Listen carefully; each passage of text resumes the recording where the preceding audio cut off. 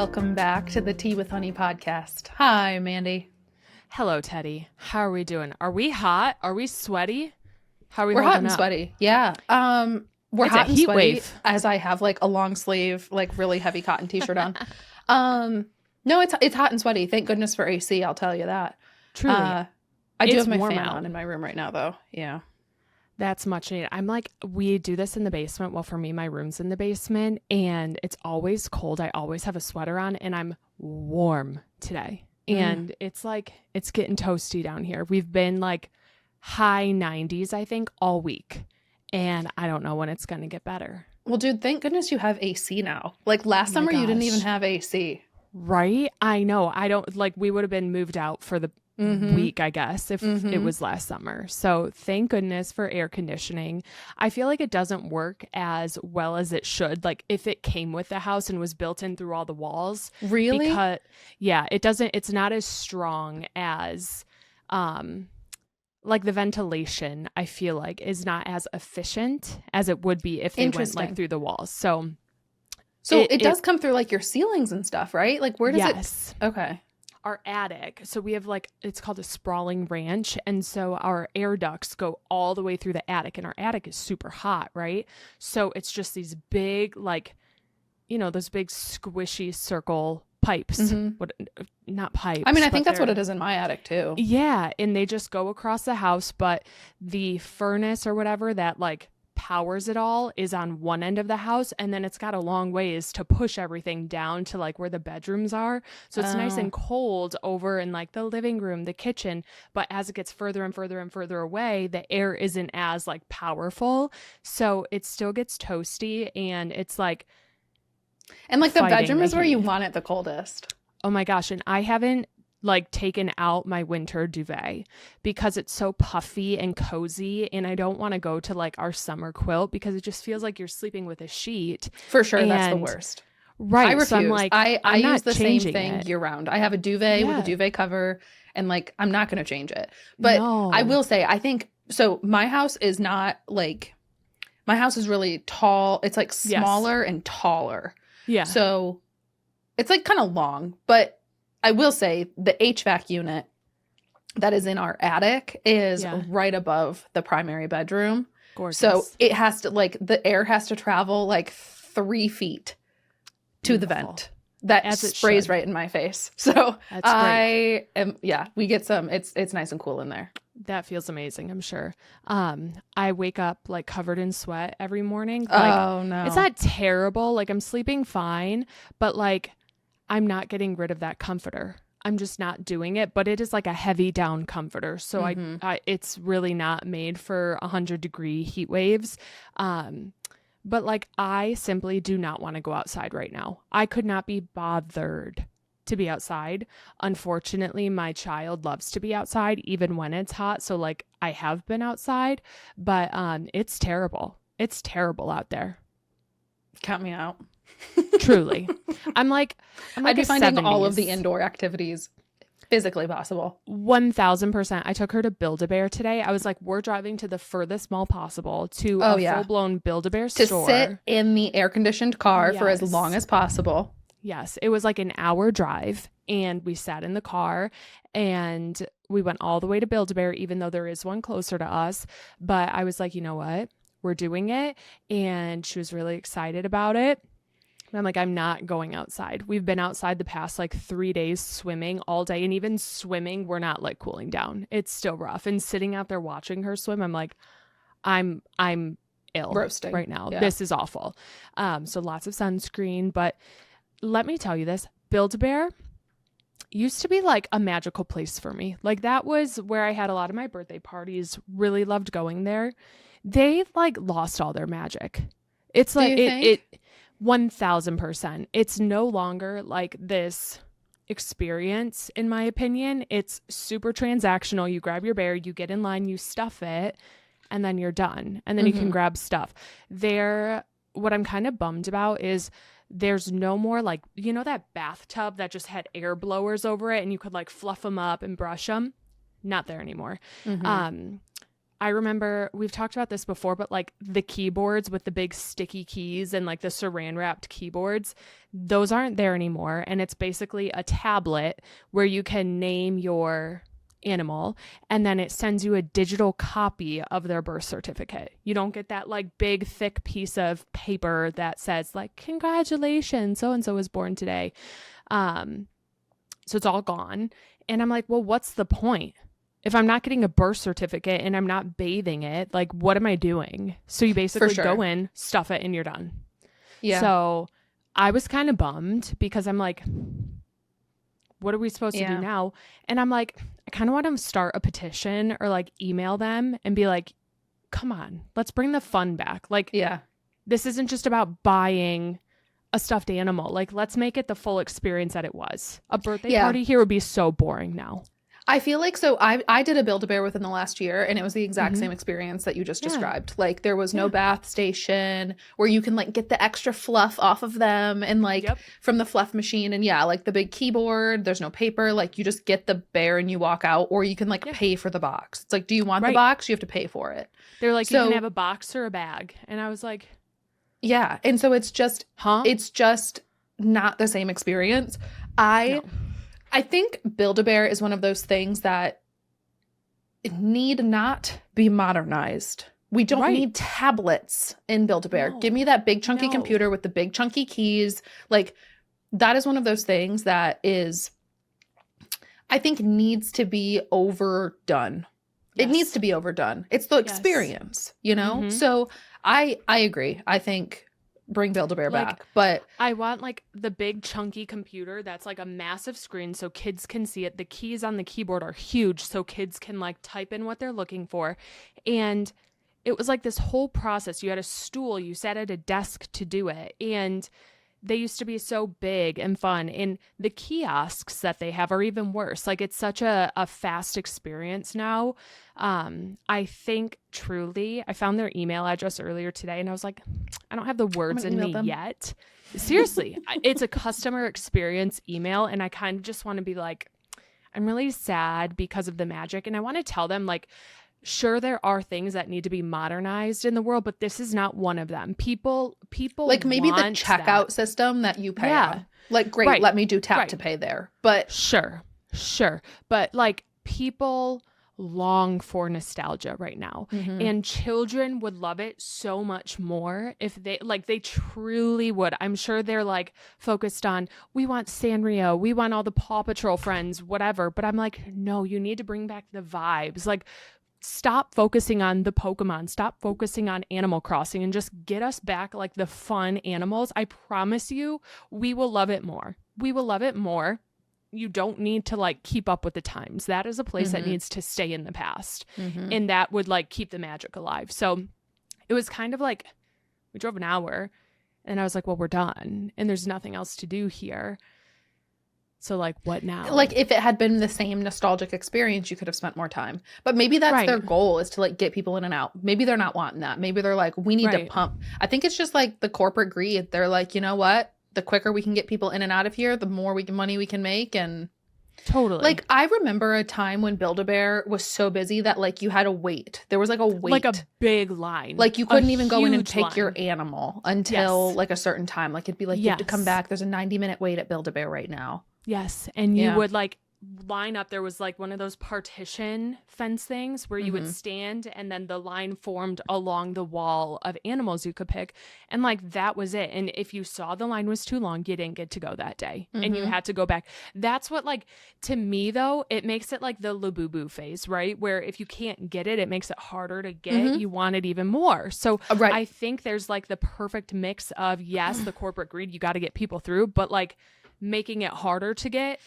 Supply and demand, right? Like if it's harder to get, people want it more because it seems more exclusive. Like, oh, I got through Build-A-Bear, or like I having got to wait. It's like, oh, I know other people want this. Right, exactly. And I just feel like they lost the spark a little bit. They had these massive stuffed animals for sale that were already stuffed up, and it was like Hello Kitty. It was $100 for this massive Hello Kitty plush, and it just didn't feel authentically Build-A-Bear. They still had a great selection of like shoes, roller skates, the fun stuff to dress the bears up. But like the experience was so lackluster, and it's so disheartening because that's like such a special place. Mm-hmm. I don't know. So like we beat the heat. We went there. It was great, but I was just bummed after. I was like, oh, I want her to really enjoy this. Like I want my daughter to have that magical experience, and now it's just going to be like, oh, we go stuff a bear and we leave. Right. You know? So anyways, that's what I did today to like get out of the heat. Otherwise, we've been swimming. We've been in the lake. We've been playing mermaids. I've been in the water. It's been a lot. It's been a lot. Yeah. I've just been avoiding it. I've just been avoiding What have you been entirely. up to? I've been staying in the house. Last week, my husband texted me on like Tuesday or something and said, would you be down to go to a baseball game on Thursday night after work/stream? And I said, our town has like a minor league baseball team. Yeah. And I said, only if you get us seats in the shade. Otherwise, 5 p.m. in the South, in 95-degree weather, in the sun, sounds like my absolute nightmare. So yeah. I will go and I will suffer as long as I'm in the shade. No problem. I'll get seats in the shade. We show up. Our seats are in the sun. There is 4/5 of the stadium in the shade. We are in the 1/5 that is direct sunlight for like 3 hours. Good. So that was a blast. It was really hot, and we just sat there and enjoyed it as we could while we sat there in the sun, sweat. But then we got an ice cream after. So that was like the highlight of my life, was getting an ice cream after our baseball game. So we did that.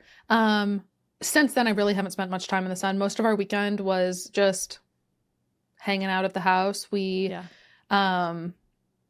I don't really know. I started Friday. I started getting into Desperate Housewives, and I texted you and I said, I think you would really like Desperate Housewives. And I still stand by that. I think you should. I think you would really like it. I know you've been busy with just like stuff, and then like trying to catch up on Twilight movies and trying to catch up on Love Island. So I know that you haven't watched any of it yet, but I really do think you'd like Desperate Housewives, and I think I'm on episode like 9 now. Ooh. And it's really good. I'm really liking it. I swear though, I'm convinced, like even watching Love Island, I'm pretty sure I'm getting ads for Desperate Housewives right now, right? Or am I like, is it a different show like Housewives of LA or like something like that? I thought Desperate Housewives was a reality TV show. No, like you're Love thinking Island. like Housewives. There's like there's a Bravo series of like a million different cities. There's like Atlanta, like Housewives of City. Atlanta, Housewives of New Jersey, Housewives of New York. Yeah, there's a million of those, and it's not those. Got it. This is not a reality show. Desperate Housewives is like it's I don't know. It's not a sitcom. It's I don't know. It's like a drama. It's like a comedy drama, like mystery show that aired in like the 2000s. So it is not reality. But it feels like Pretty Little Liars, but for adults. Love. Because there's infidelity and murder and raising kids and like divorce and just so much, like it just is like it's PLL, but for adults. All grown up. And so it's like, it's like 30, 40-year-olds just like dealing with murder mystery stuff. So it's really, it's like kind of funny. It's kind of like mystery drama. I don't know, but it's good. On Disney Plus? No. Well, I don't know. It's on Hulu. Okay, cool. So I'm watching it on should Hulu. Be able to watch it could be on Disney Plus, but I'm not sure. I'll have to start it. I haven't even watched like One Tree Hill in a while, and I'm loving that show, but I just haven't, between Love Island UK too. I need to catch up on all I haven't this watched stuff. any Love Island UK. I haven't either. I've watched a couple episodes extra from when we last talked about it, but okay, I need to try it because you're liking it. So you're on episode like 9. How long has it? It's not still like airing, right? No. Okay. No, I think so there's like over. 8 seasons. Okay. I think there's about 8 seasons of it. I think there's about 8 seasons of it. Each episode is like 40 minutes long. Okay. Maybe. I think they aired at like an hour, but they aired on like CBS or something, ABC maybe. And so they had commercials in them. So it's like an hour minus whatever commercials would have been in like the 2000s. So it's a good one. I've really liked it. I'd love for you to start it because I need to know who your favorites are. There's like 5 main characters and they're all like very different. So I'd love to see who your favorites are when you start watching it. I'll watch it like between now and next week. I'll watch it. Okay. Watch an episode or 2. See if you like it. See if you like the vibe. You'll know after like the first couple episodes if you're vibing with it. Fair. So yeah, I've stayed in the house. I started watching that. 2 things. One, we talked a little bit of, I'll talk about this later when my husband gets in. But you know what? Both of those things we'll talk about a little bit later when we have my husband join. So I was just going to tell you, we have some like TCG updates. One about like a card show we went to last weekend, and I'll let him tell you a little bit about it. And then another about some Lorcana updates. But again, I think we chat about that a little bit later. Okay. In the meantime, while we're talking about weekends, I'm going to talk to you about my card show because I want Mr. Teddy to tell and you to tell me together, but I got to fill you in. I got to fill you in. It but he doesn't need to hear about your card show. He doesn't. No, he doesn't. It's like totally fine. So it ties into like my last weekend because this has been on my calendar for a really long time. And I told my husband, I told everyone, don't call me. Don't think I'm available. Like I am gone. I'm not available on at least Saturday. And I was like, from the entire day, find something to do. I will not be there. Okay. Because I have to set the expectation. Otherwise he'll bug me and be like, how's it going? You almost done? Like when and kind of like checking in to see when you're going to be home. Right. So I'm like, don't bother. So this card show had like 600 plus vendors and was said to be one of the biggest of the year. So I was like, okay, yes, like let's do it. They had an extra 2-hour VIP slot, which is like, it's usually an hour, I think. And so for 2 hours, you paid $10 to get in and you had 2 hours of like emptiness, right? There were still a lot of people there, but it was so much better than how the crowds usually are. So what time did VIP open? 10. So it started at 10 and VIP was 10 to noon. And then from noon to 6. So the regular didn't open until noon? Holy cannoli. Okay. Right? I know. That's kind of late. It is late. So I don't know. Maybe they assume everyone's open like ripping packs late. So they got to sleep until the card show. Yeah. I know they had like a trade night and a game night the night before too. So maybe that's why. But I got there around like 9:45 because I wanted to get in line because I knew there'd be a line to get through the door. And I was like, there was a huge line. But I got in right away. We all shuffled in. And I'm not kidding. I walked in the doors at like 10 on the spot and I did not leave until 6 p.m. when it closed on the money. Like they were packing up. Hard work day. Dude. I don't even know what happened. Like I get so in the zone that I look at my clock and I'm like, wait a minute, like this thing's almost over because I'm so in the zone and like nothing can take me out of it. And my husband was like, that is wild. Like, how can you do that? And I was like, it is like Zen. It is pure Zen. Like when you're just, I don't know, doing something that you can't like have a complaint about. Like I'm walking around looking at things that I really like. Time is like not existent. Like the world is just going on around me and I'm like happy in my own little brain.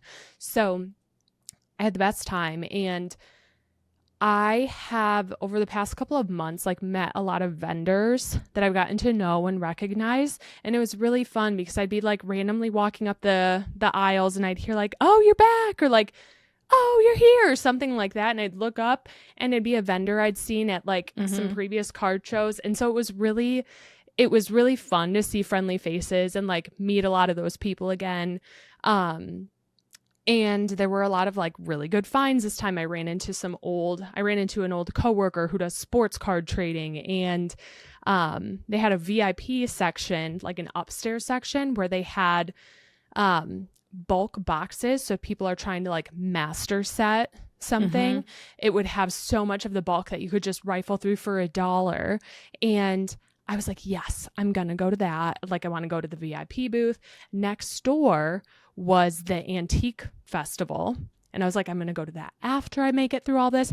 I did not make it upstairs. I did not make it to my bulk boxes. And I did not make it to the antique festival. because I was walking up and down the aisles the entire time, and I still missed like the back few aisles. So I was like, well, it's all on like another day. I might as well go back Sunday morning and speed run the whole thing so I can like see what I missed. So I went back Sunday morning right before it opened, got in for the VIP again, and speed ran, got some great cards, looked at the bulk boxes, which was really fun, and then spent like 2 hours there. So it was like the best time. I had some great finds and really enjoyed that one. That was like my favorite card show of the year so far, I think. Okay. Because it was That's like awesome. spread out. No, I mean like a comfy. solid 10 hours. Seriously. And Yeah. like, I wish I had more time. Like, I wish I didn't spend enough time at the bulk boxes, and I'm kind of bummed about it because they were so great. But maybe at the next one, or at some point I can go to the host's store who is like hosting the event. So, because they have all those bulk boxes there. But it was a great time. So loved that. 10 out of 10 experience. Got some of my favorite cards knocked off my list. Not my like big chase card. I saw it once, actually twice. I saw a graded version, and then I saw just like a normal card, and I was like, I cannot think about this right now, because it was also double the amount of what I had expected to pay for it. So I was like, that's bananas. And the guy told me, he was like, you should probably buy this now because it's just going to keep going up. I was like, says who? And this is your tag team card? The tag team. It was on, he had it for $800. And I was like, this card is like 500-ish. Like it's been between 400 and 500. And now what's he had the it for market price on 800. TCG Player? Like 400 to 500. And he's I trying to checked charge everything. 8? He was like, so some people look at it differently, where they don't look at the market price. They look at the most recent sales. So if someone buys it on eBay, they'll mark it up to like 800. And so that's what he was selling it for. And he was like, it's only going to keep going up. So I feel like he was kind of like trying to get more money out of someone. For sure. But I was like kind of snapping back at him a little bit. I was like, I'm not going to buy it from you because it's 800. And he was like, well, you probably should because it's going to keep going up. And I was like, says who? He was like, I don't know. I just think that's where the market's going. I was like, that's interesting. It's interesting. I'm not going to spend $800 on your opinion. Thanks. No, thank you. Thank you, sir. I'm not going to take that risk. Someone had a gem mint, like fully graded version of it for $1,100. So I'm like, absolutely not. Absolutely not. I'm not paying $800 for your ungraded version. Right. So anyways, that's what you get. That's what you get at these events, right? You have some people who are great, and like, the friends that I've ran into and some of the vendors I know, like, they know I like goofy cards or whatever, so they're pulling some out to show me, or they have eyes out for certain cards that I'm looking for. And they treat me and other people well. Like, they know they don't want to, just do it for the money to make a good income off of it or whatever. They just care, and they genuinely want to collect them too. And I feel like that's who I vibe with the best, right? But like, I'm staying on my toes for those scammers, as you should. And I'm not letting them, like, the first time someone tried to like scam me out of a card for a trade, I kind of was like timid about it, but now I kind of let them know, like, raise an eyebrow at them, and I'm like, I know what you're doing, and I'm not here for it. I know what I'm doing. You can't mess with me. Like, yeah. No. So I had a great time, great card show, but that like ate up my entire weekend, and I'm so glad it did because it was super fun. I had planned on it, so I'm just glad that I enjoyed my like 10 hours straight. What was your, walk. if you had to say like your top 3 cards that you got over the weekend, what would they be? For sure, like, I got one of my favorite cards that I've been looking for, and it's the Pikachu XY95 promo, and it's Pikachu, Chespin, and Sylveon sitting at like a cute little picnic, and it's super cute. That's probably number 1. Okay. And then listen, this was actually like, I don't feel slimy about it because I didn't ask for this, but it happened. I love Topps cards, right? We've talked about this. Gengar is specifically hard to find, and so even just the basic, not holographic, shiny Gengar card is tough to come by, and you're going to pay more than you want to for a basic Topps card for it. this guy, I was like, do you have any Topps cards? Like, that's what I really love. And he pulled out his entire childhood collection. He was like, I just have these under the table because I didn't know if anyone would care to see them. But since you asked, like, here they are. And he was like, take whatever you want.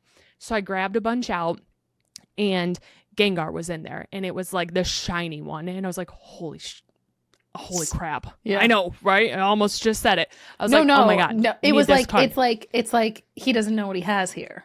1000%. Yeah. And I was like, I'm just going to pull these out. We'll see how much they are. And then like how much I owe you, because they'll tell me the price. They're not marked. So I'm like, you tell me how much I owe you. And he's looking at him and he's like, to be honest, I don't know how people pay for these things. I don't know how much they are. So he looked up one of them and it was like $2. And he was like, you know what? Let's just do $2 each. And I was like, dude, this is like a $300 card. Is it really? Swear. Depending on like the level it's been played or like the condition of it, which I would say it was like lightly played, maybe moderately played. Honestly, looked perfect in my opinion. And I was like, this is a multi-$100 card and you're giving it to me for $2. I paid him $20, grabbed probably $500 worth of Topps cards from him. And I was like, I'm not saying anything. I'm not saying anything because he told me I did my research. I do my research every time I go to a show. He should have done his research. I'm not doing that. He should have looked at the cost of each of them instead of just the first card and said $2. So I was like, of course, it's like when you go to a garage sale, like people have stuff marked. If they don't do their research, it is what it is. I love a good bargain. I really do. Mm-hmm. So I was like, okay, $20. Good. And then I made sure the next day I didn't walk by his table because I didn't want him to be like, actually, hey girl. But he had so many good ones. So like I filled out like my whole trainer Topps page. He had my Ash Ketchum. He had like all the ones, Misty, Brock, the ones that I was missing. And I was like, okay. And now I kind of wish I just took his whole binder and paid him like $100 for the whole thing. Yeah. Yeah. But I got the ones I really needed. And that was probably my number 2, like favorite win was my Gengar, like shiny Topps card. And then third favorite, which I didn't expect to get, but I did because someone looked through my trade binder and he was like, can I just see what you have? And he saw a bunch he liked. So he was like, can we like do a trade? Can I take some of these out and like, we'll see what the trade value is and we can like do a trade. And I was like, sure, I guess. And so I was looking at his card case and there was this Ghastly card that it's like, I don't know what set it's from, but it's Ghastly, but it has a ton of Haunters and Gengars running around down a street with it. And I was like, okay, I really want that card. I was like, let's do whatever we can to like make that a trade and make that happen. And so we traded. I got that fun like Ghastly full art, special illustration, whatever card, and I absolutely love it. So now my Gengar and Ghastly, Haunter, whatever, their evolution line page is like fully filled out. I love how it looks, and I didn't have to spend too much on it because it was a trade. So what did you trade for that? So many little cards. I had he took a bunch of my duplicate like trainer gallery cards, so ones from like Silver Tempest, so I didn't really lose anything, and he took some of the ones that I just don't like that I wanted to get rid of. So I was really happy about that. And I traded for my Pikachu promo because that one's a pricey card. I had opened some packs the night before actually, and I somehow pulled like the most expensive card in the perfect order set, this Meowth that I absolutely can't stand that card. I do not like that card. And so I traded this person for this for the Pikachu promo with Sylveon on it. And I was like, can we just like trade these out? Cause I don't want it. And he was like, yes, because I know that will sell. So like regardless. And I had asked some of my vendor friends before, I was like, this is my mission. I have this Meowth card that I despise and I want to trade it for this Pikachu promo. Do we think that's smart? Like, is that a good move on my part? Because I really want that card. Don't like this card. Is this like smart of me? And they're like, yes. They were like, always trade for something older because people are going after that Meowth card right now. And so it's at a high price, but chances are like, it's really not that cool of a card. In my opinion, it might plummet at some point. So he was like, go for something older typically, unless there's like a big chase card you want. They're like, it's always smart. Like you're always How old was your Pikachu winning. Promo? That's a great question. Older. All we know is it's older. It's not super old. It's not brand new. Pikachu XY95 promo release date. I would say 20s. Oh, it's a lot older than I thought. Unless this is just the entry. Hang on. 2016. So that's older than I thought. I was going to say, oh wait, English release was 2013. And then it came out earlier. Later. Yeah. So it was like, but it's a really beautiful card. It's like the Cosmos Hollow, and it actually has 2 swirls in it, which make it really, so they were like, we're asking for like $10 more because there's 2 swirls, and people love the swirls because like sometimes they're close to like the Pokemon's tush or like their mouth or something, and so it looks like they're tooting or something. And so if you get a Cosmos Hollow card and like look at it really closely, you can see swirls in it, and like the more swirls, the more rare it is. Like it's just like the best cut of like the hollows that they stamp on there. You know what I mean? Okay. So I was like, sick. This is also the guy who was trying to sell the tag team card for $800, who I did this trade with. And so I was like, sweet, yeah, whatever. Just give me that card. Here's Meowth. And I knew it was a good trade because I had researched the night before that like it was even. So anyways, that's my card show experience. I was so excited to tell you about it. And yeah, that's it. It was like my feet hurt. Like I feel like I'm getting old because afterwards I had to take some Tylenol and like kick my feet up because I was sore. I was on my feet all day working hard. I was making deals. I was doing some trades. I was making trades. I was paying $2 for an expensive card. I didn't scam anyone, okay? I just agreed to pay what they told me. Yeah. And I didn't say I should pay you more. Because who does that? No one's going to do that in this economy. Right. Maybe. In this economy. In this economy, $2 it is. Sure thing. I'm not arguing you, sir. No. So yeah, that's it. But I'm excited to hear. I know you guys had some luck at a card show too. And I'm excited for Mr. Teddy to share your experience. Yeah. Yeah. I think it'll be better for him to tell you about it just because he's more in the know with. That's okay. There was no Lorcana there, is all I'll say. So None. I mean, there was like one table that had like 2 starter decks on it. And I was like, okay.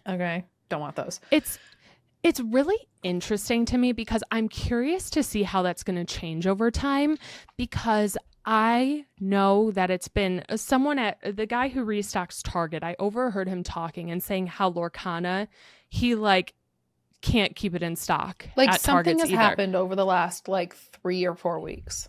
Right. And so I'm wondering, like, are card shows going to become more Lorcana heavy? I would assume so. I saw a good bit. I know I sent you some pictures of it and grabbed some for you, but it wasn't as like, I would assume because it's harder to find in stores now and whatever's going on with that market, that I would have seen more at the show, or same for your show, but I don't know. I'm just wondering. I don't know. I feel like a part of the issue is that I don't think that the people who are buying these are opening them. I think it's scalpers who are buying them and then posting them, trying to resell the sealed packages for more than MSRP. And so I don't think these people are even ripping open these packages, and so I don't really think that the cards are necessarily in circulation yet. Yeah. To even know that they're out there and people are opening them. I think it's just scalpers buying the packs and trying to flip them. That's a really good point. Honestly, I didn't even think about that, but it's so interesting because I read this post that said in about 10, 15 years, this whole chase of Pokemon cards, anything, any trading card is going to be so different than it is right now. Because if you find an old booster box, from 10, 15 years ago, that's amazing. You're going to pay a good bit for it because those are rare now. However, so many people are buying things not to open them that in 10, 15 years, they're just going to have so much of it sitting around. Right. It's not going to be special. The value isn't going to be quite as high as a fossil, unopened fossil set, because back in the fossil set era, people were just ripping them open because who's going to resell a sealed package? See what you get. It was the fun of it. Yeah. Yeah. I think even pre-COVID, I would say anything pre-2020 or maybe pre-2020 2021. I can't talk today. Pre-2021 even. I would say those are like, if I saw that, I'd be like, oh my gosh, I want that. But it's going to be really interesting because so many people are holding on to things because of how it's been working. And so it'll be interesting for Lorcana and Pokemon to see what goes on down the road. But I think what makes me sad about the Lorcana is that I think people are buying these boxes. Like, I think there are a lot of Pokemon investors, and I'm going to say investors, not like collectors or game players, but like people who are just trying to make money on it, who are like doing everything they can to get product at MSRP and then flipping it for double the cost. Those same people who are doing that with Pokemon are doing that with Lorcana. And Lorcana doesn't have the same print, like quantity. Like it's not that big of, it's not as big of a game. So it makes it even harder for the people who do want to collect it and buy it, because now we have this influx of people coming in and like swooping in and buying half the product. I don't know. I'm just making that number up. And then it's like, okay, well then the people who want it don't have any to get because it's such a low quantity that is being printed. And I'm not saying such a low quantity, but a much lower quantity than Pokemon, that's for sure. 100%. Well, and I heard that Pokemon, something's happening with Pokemon. I don't know too many details about it, so if anyone wants to look it up on their own, go for it. But I'm pretty sure they're building a printing facility in the US right now. I heard so that. Like once the US starts printing their own cards, I'm wondering if the quality will be the same or what's going to change, because like I would hope that they would have all the same machines and the same materials to make the cards like feel the same, look the same. But it's going to be so interesting. And I'm curious because imagine like you're opening a Pokemon printing facility in the US. Imagine the amount of people who are like scalpers or who do want product are going to start working there and like muffing with everything. Gosh. Like, I'm wondering if to ruin things, just leave it. Truly. Like what, how do they, that's the thing. Like, is there an NDA? Like, do they have NDAs or like, do they have to sign waivers saying like, you're not going to work the conveyor belt that like stamps the rarest cards in a set and like hoard them all to yourself? Like, right? Sure, I would assume it's 2026. I could see someone totally applying for a job and then sitting there like hoarding packs to themselves or like putting special cards in their pockets and like totally throwing the market off. I don't know. It stresses me out a little bit. I don't know when it's opening or what sets are going to start printing there, but I'm like, I'm sure they have some pretty high security. I hope they hire people who have no idea what Pokemon cards are. Like, or, I mean, you could lie and just say you have no idea, but I don't know. Scam artists. I bet you they're going to go in there and be like, I think a lot of this and getting into like TCG and I'm having fun with it, but it's also brought me a lot of stress. And I think that I'm just trying to remind myself, like, there's only so much I can control. I can be really frustrated about scalpers and people just trying to flip boxes and charge way over MSRP. I can be angry and upset about it, but I can't control it. I can't stop people from doing it. I can be cranky and I can complain, but there's nothing else I can do, and I just need to accept it and just do my best to get what I can get my hands on. And other than that, it's out of my control. So I'm really trying over the last like couple of weeks since Lorcana has taken off to just change my perspective and just try to remember there's only so much I can do. I think 1000% and we talked about this last week again, because we've been talking about this more and like Mr. Teddy's been super into it and he's like on the lookout, and we have so many people on the lookout for like sets and things. I'm like, ooh, this is a fun chase, but it's so stressful. It's bringing so much stress to get the product. Whereas I truly think, and this might be different for you as you see more Lorcana coming to card shows, like the fun of it when there's no stress is like walking through a show and just looking at things that are at your arm's length, when you can like grab the card and you can actually get the cards you want. Because I'm telling you, finding these sealed products, like nothing makes me more mad. We were in cahoots yesterday because of you were streaming and there's this drop for pre-orders on Pokemon Center. It's 105 degrees out. Your husband is outside in the woods working. I'm outside chasing a toddler, and we are all like flipping out trying to get through this queue to get stuff. And I'm like, this is not how it should be. Like, we should not have to be so and I don't stressed. even collect Pokemon cards. I mean, No, sort of, but not really. Goodness. But thank goodness you had my back there, because I literally was like so frustrated with the whole situation. But like, it shouldn't be like that. It shouldn't. No.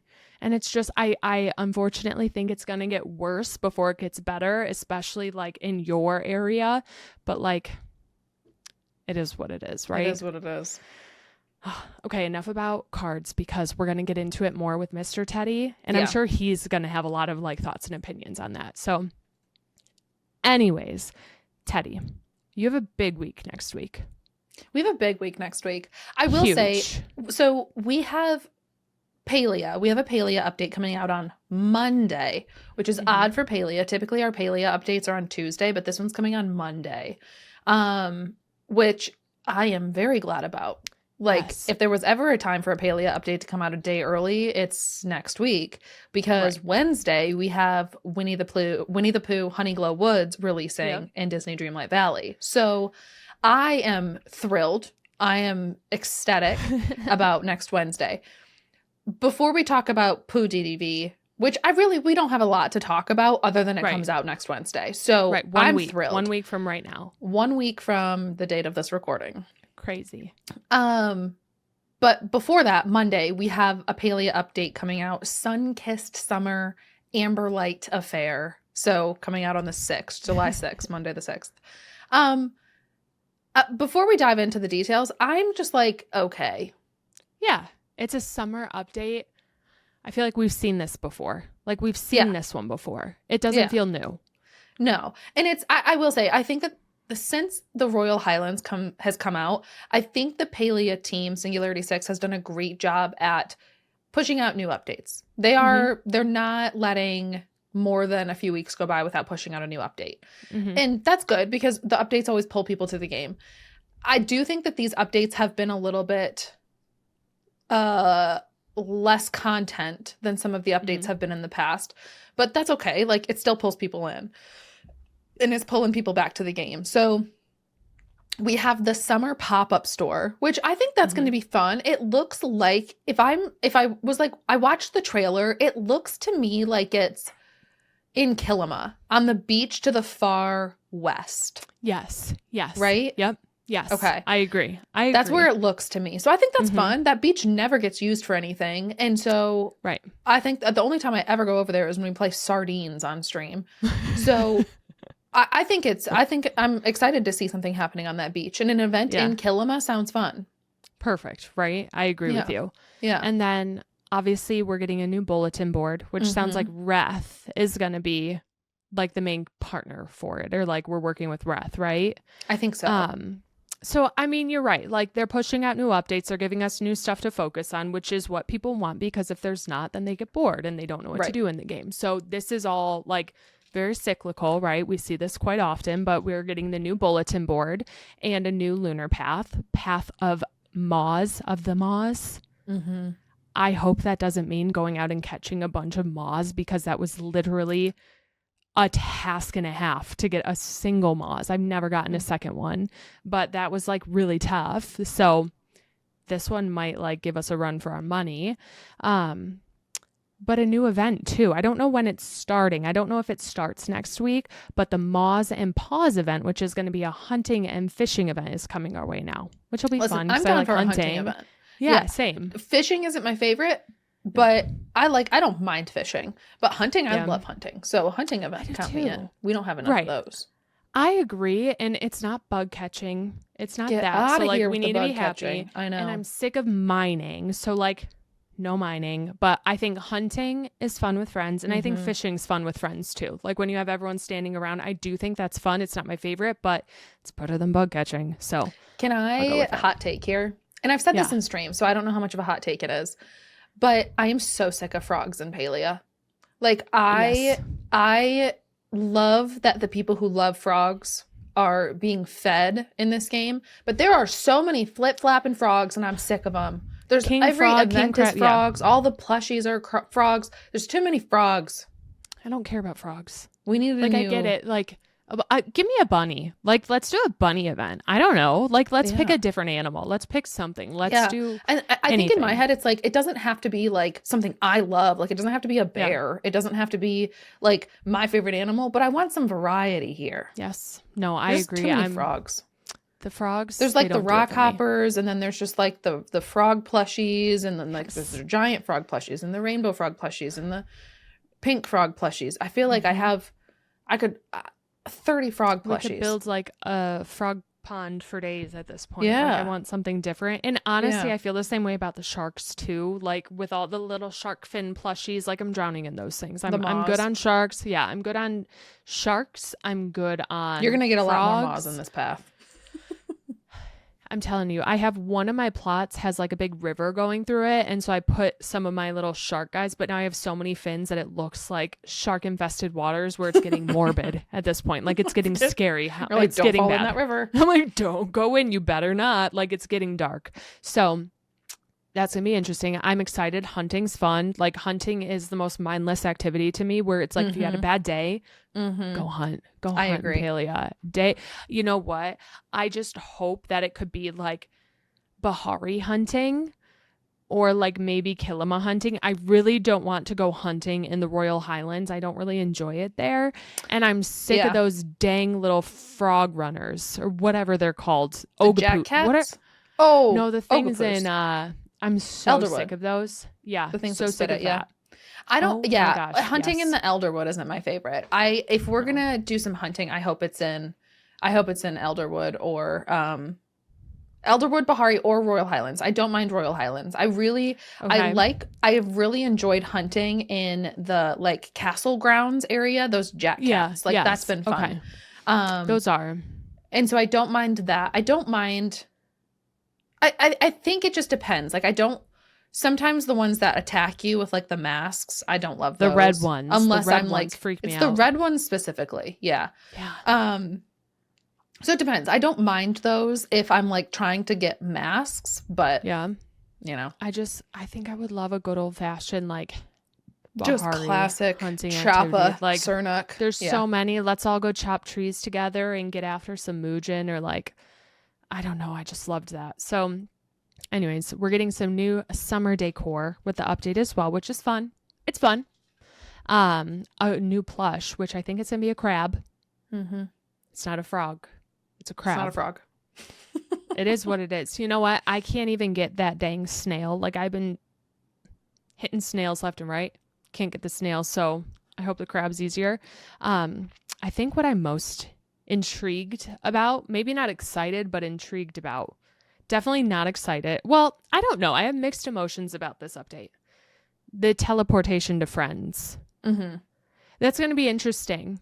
It's going to be interesting. Yeah, very mixed feelings on that. I don't want that for my sanity in stream. I'm going to like teleport to you and snowball. Like I'm going to have to hold myself back from like teleporting straight to you and like right. And the fact that every single person is going to be feeling that exact same way and not everyone will have the restraint to stop doing that. It's going to make my life bananas. Miserable. Right. Miserable. Seriously. Truly. So I think I'm just going to put a PSA out there now. So if you're listening, and I'll probably say this on stream too, but please do not teleport to me unless I ask. Like, I just think, especially on stream, I think for like creators and streamers, this is maybe not the best tool.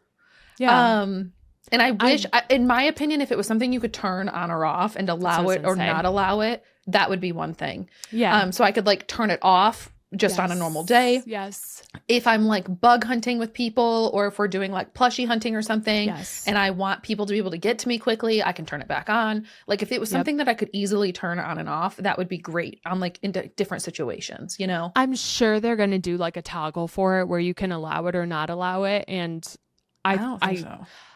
I hope they do that because there are days where I get on and I simply just want to play by myself.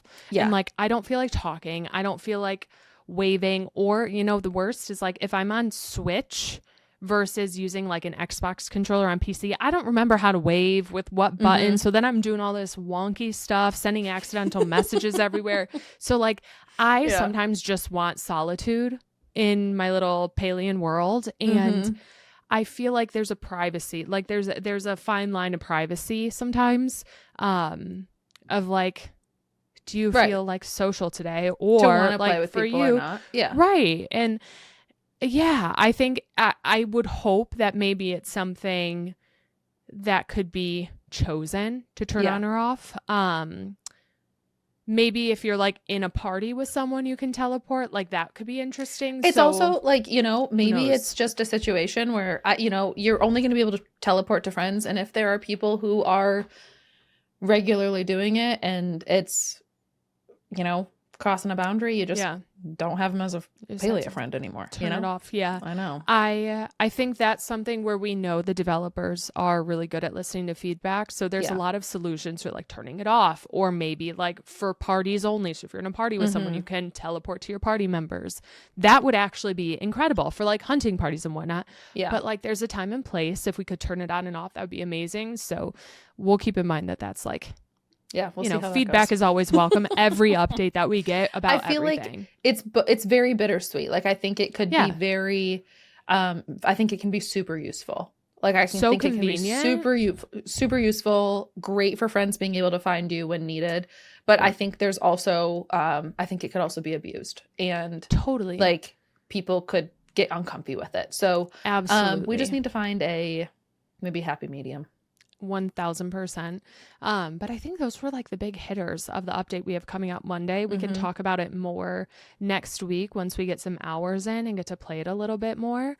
It's been a minute actually since I've turned on Palia, so I feel like I need to do some work beforehand so I can like get used to the controls. And you want to know what I've been doing? I've been cruising through some Disney Dreamlight Valley quests. That's what I'm tell me everything. I played today on stream. I played today on stream. I played last week. Today I did 16 quests. What? 16 friendship quests on stream today. 5-hour stream. I got 16 quests done. I just have so many friend quests to do that I was like, I don't need these to be done in order to like play the new update, but it feels like I'm crossing off things off of a to-do list that has just like been never ending. Like you log into Dreamlight Valley and I feel this sense of like, holy cow, I've got to clean, I've got quests, I've got to get characters, I've got to do like, it just feels like there's so much to do. And or like Star Path, whatever. And I really truly feel like if I start to get through these friendship quests and only have the friendship quests from the new people coming in, it'll just make it seem so much more manageable to me. Yeah. So I'm really going to try to spend some time just grinding through some of these quests. Yeah, I think that's a great idea. I think it'll make the game overall feel a little less intimidating and overwhelming with like so much to do. So, I mean, I still have friendship quests from people or like Daisy and Goofy and like, maybe not Goofy, but you know, some like really early game characters. So, and all the stinking DLC characters, because I have all 3 of the DLCs. So I have dozens and dozens and dozens and dozens of friendship quests that I'm trying to just work through. Knock off. And I mean, like, this is the biggest update for you. So you want to feel like ready to dive into that. Nothing's getting in your way of enjoying it. Like you want to be able to totally get in and lock in on that update. So I think this is so smart. Playing and like working through these friendship quests, I'm just getting myself refamiliarized with like the controls and the game. And it just, I'm locking in. I'm ready for this update. This, like you have 1 week and I'm so excited to hear your thoughts next week. I'm curious, like, we are going to record next week's episode the day this update comes out. Maybe. I don't know. You might still be like, I might still be playing. You might still be playing. I don't know if we're going to be able to record this, if we're being so honest. No, we'll be able to, but I'm so excited to hear the thoughts. And you nailed it on the head, like refamiliarizing yourself with controls because these games are all so similar, but like, And then one like thing's playing different. on Switch versus Xbox controller versus and then the Yes. games and then pulling out your horse in Palia versus pulling out your horse in Disney. And it's like Gosh. how to maneuver your horse. I just gotta say, I really enjoy the horse mechanic on Disney Dreamlight Valley. Do you? Okay. I don't even have a horse in Dreamlight Valley. It It's just been a feels more minute. natural to me. I don't know. Okay. Yeah. Okay. Seriously, I don't know. I know when this was announced, I was like, I'm going to play. Like, I got to play with you. I don't know what to do. I don't know If you don't what get to this do. Pooh update, So here's my thing. She's speechless. We're not I friends might break anymore. up with you. I don't We're know. not friends anymore, actually. Like, do you even care? Dude, I don't even have Tigger yet. You don't need I've Tigger. never even opened the ranch.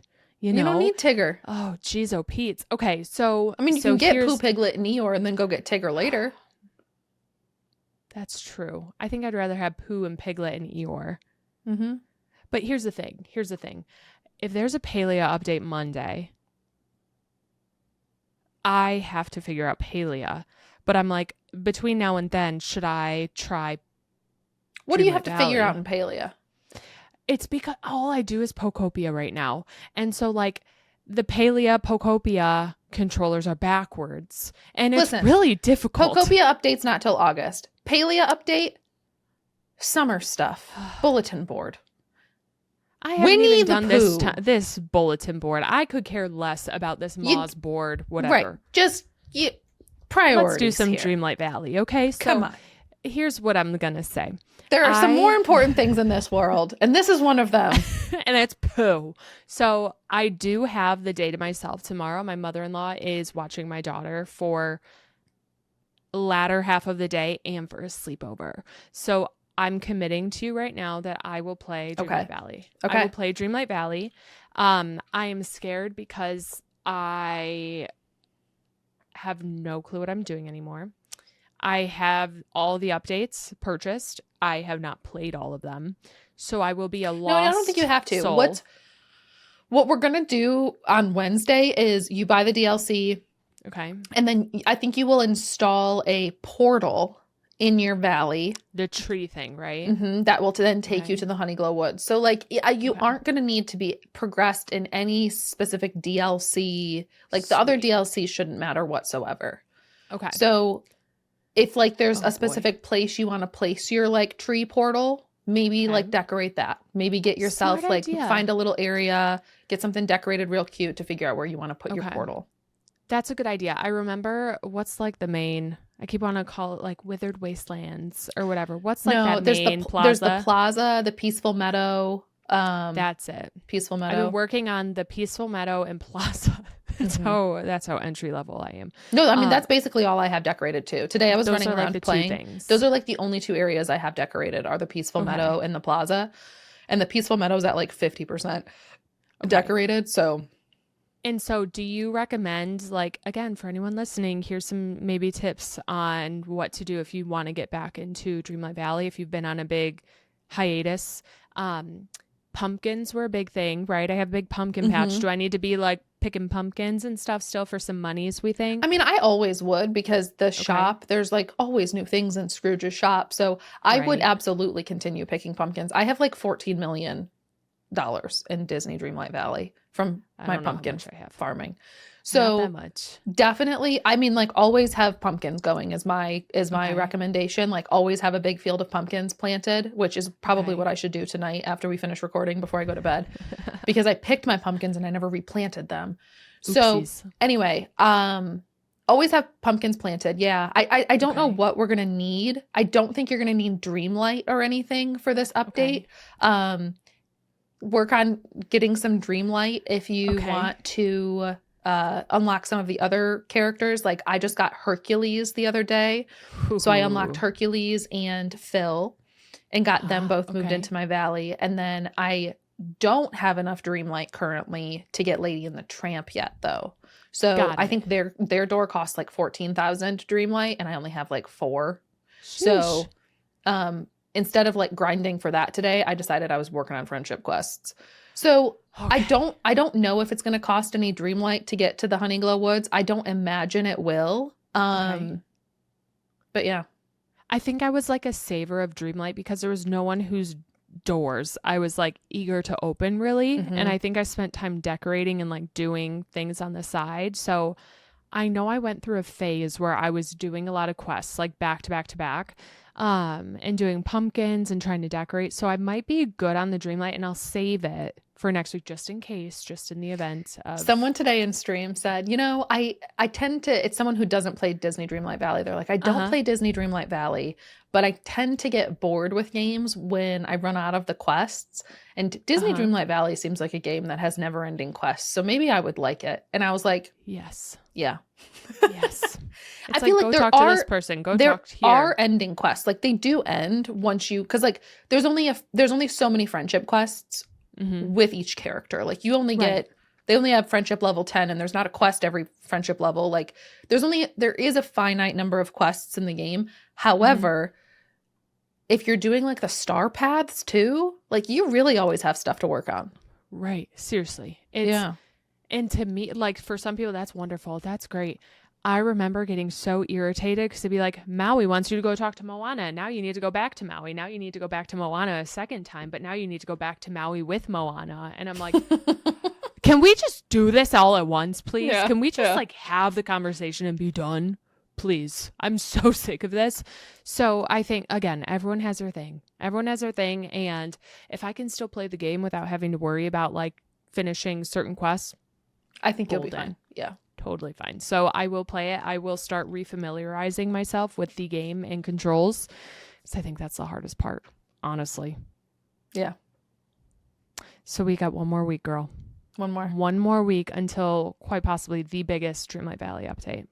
Oh, the biggest. Not quite possibly. Like, the biggest. Like without a doubt. Like, piss anyone off saying that, but like this no, is without like, a doubt the biggest. Nothing else is ever going to be important. Loud and proud, the biggest Disney Dreamlight Valley update known to man. I remember I was excited about the Alice in Wonderland update. This is like, yeah, that's nothing compared to this one. This is that was fun. So, I was running around doing some quests for the Cheshire Cat today.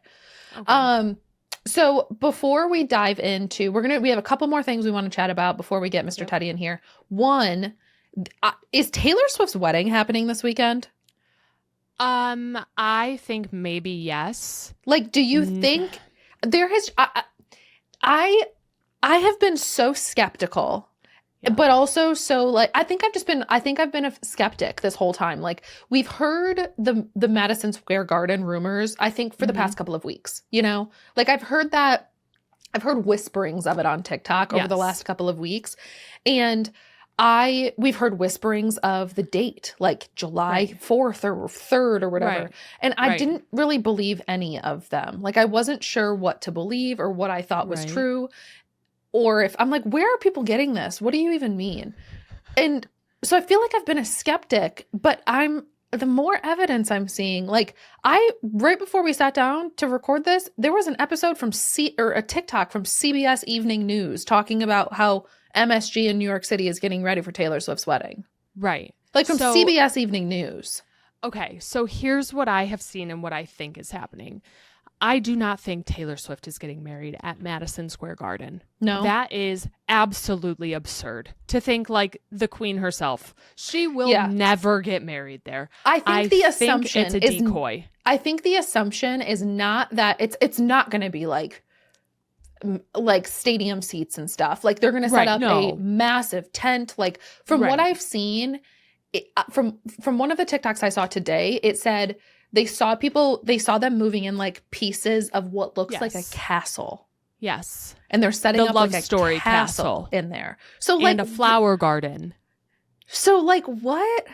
So here's what I'm thinking. We know that Taylor Swift's favorite holiday is the 4th of July. That is this weekend. That is this Saturday. Now, I've also seen that the castle pieces are replicating the love story castle from the music video. Okay. I've seen that too. I do not think this girl is going to get married right then, like in Madison Square Garden. Like, if anything, I feel like she's getting married. It's a decoy. I've heard a lot of people say they think it's a decoy too. But I've also heard people say they think it could be this I do not believe, though, them live streaming their wedding for certain people who are invited to watch it at Madison Square Garden. And I'm like, no way is Taylor Swift live streaming her wedding I don't know. for a crowd at Madison Square Garden. Right. Maybe it's a party. Maybe it's like the pre-party where she could invite so many people to like celebrate there, but then they're actually either already married, maybe, and it's a celebration or something. I don't know. I have no idea what's happening, but like, I do not imagine Taylor Swift getting married at Madison Square Garden at all. I don't know. I simply don't know. And I don't think it's necessarily like a decoy. I don't know if it's a party. It just seems so... it's Taylor Swift. Like, she could get married anywhere. Anywhere in the world. Right. So that's why I'm like, I don't know. I think for me, it's like it's gonna be part there. of me. Yeah, like New York City, Manhattan. Right. I don't know. And she loves New York. It is a place she's always loved. But I think in my head, I've been justifying it as like, it's going to be secure. Like, it's big enough to fit the 1,000 people that are expected to be there. It's going to be safe. There's no drones. There's no airplanes flying over. Like, people get in. True. It's safe. Like, there's no risk really. There's always risk, but there's not as much risk, right? Whatever. So if it's like outdoors somewhere, but like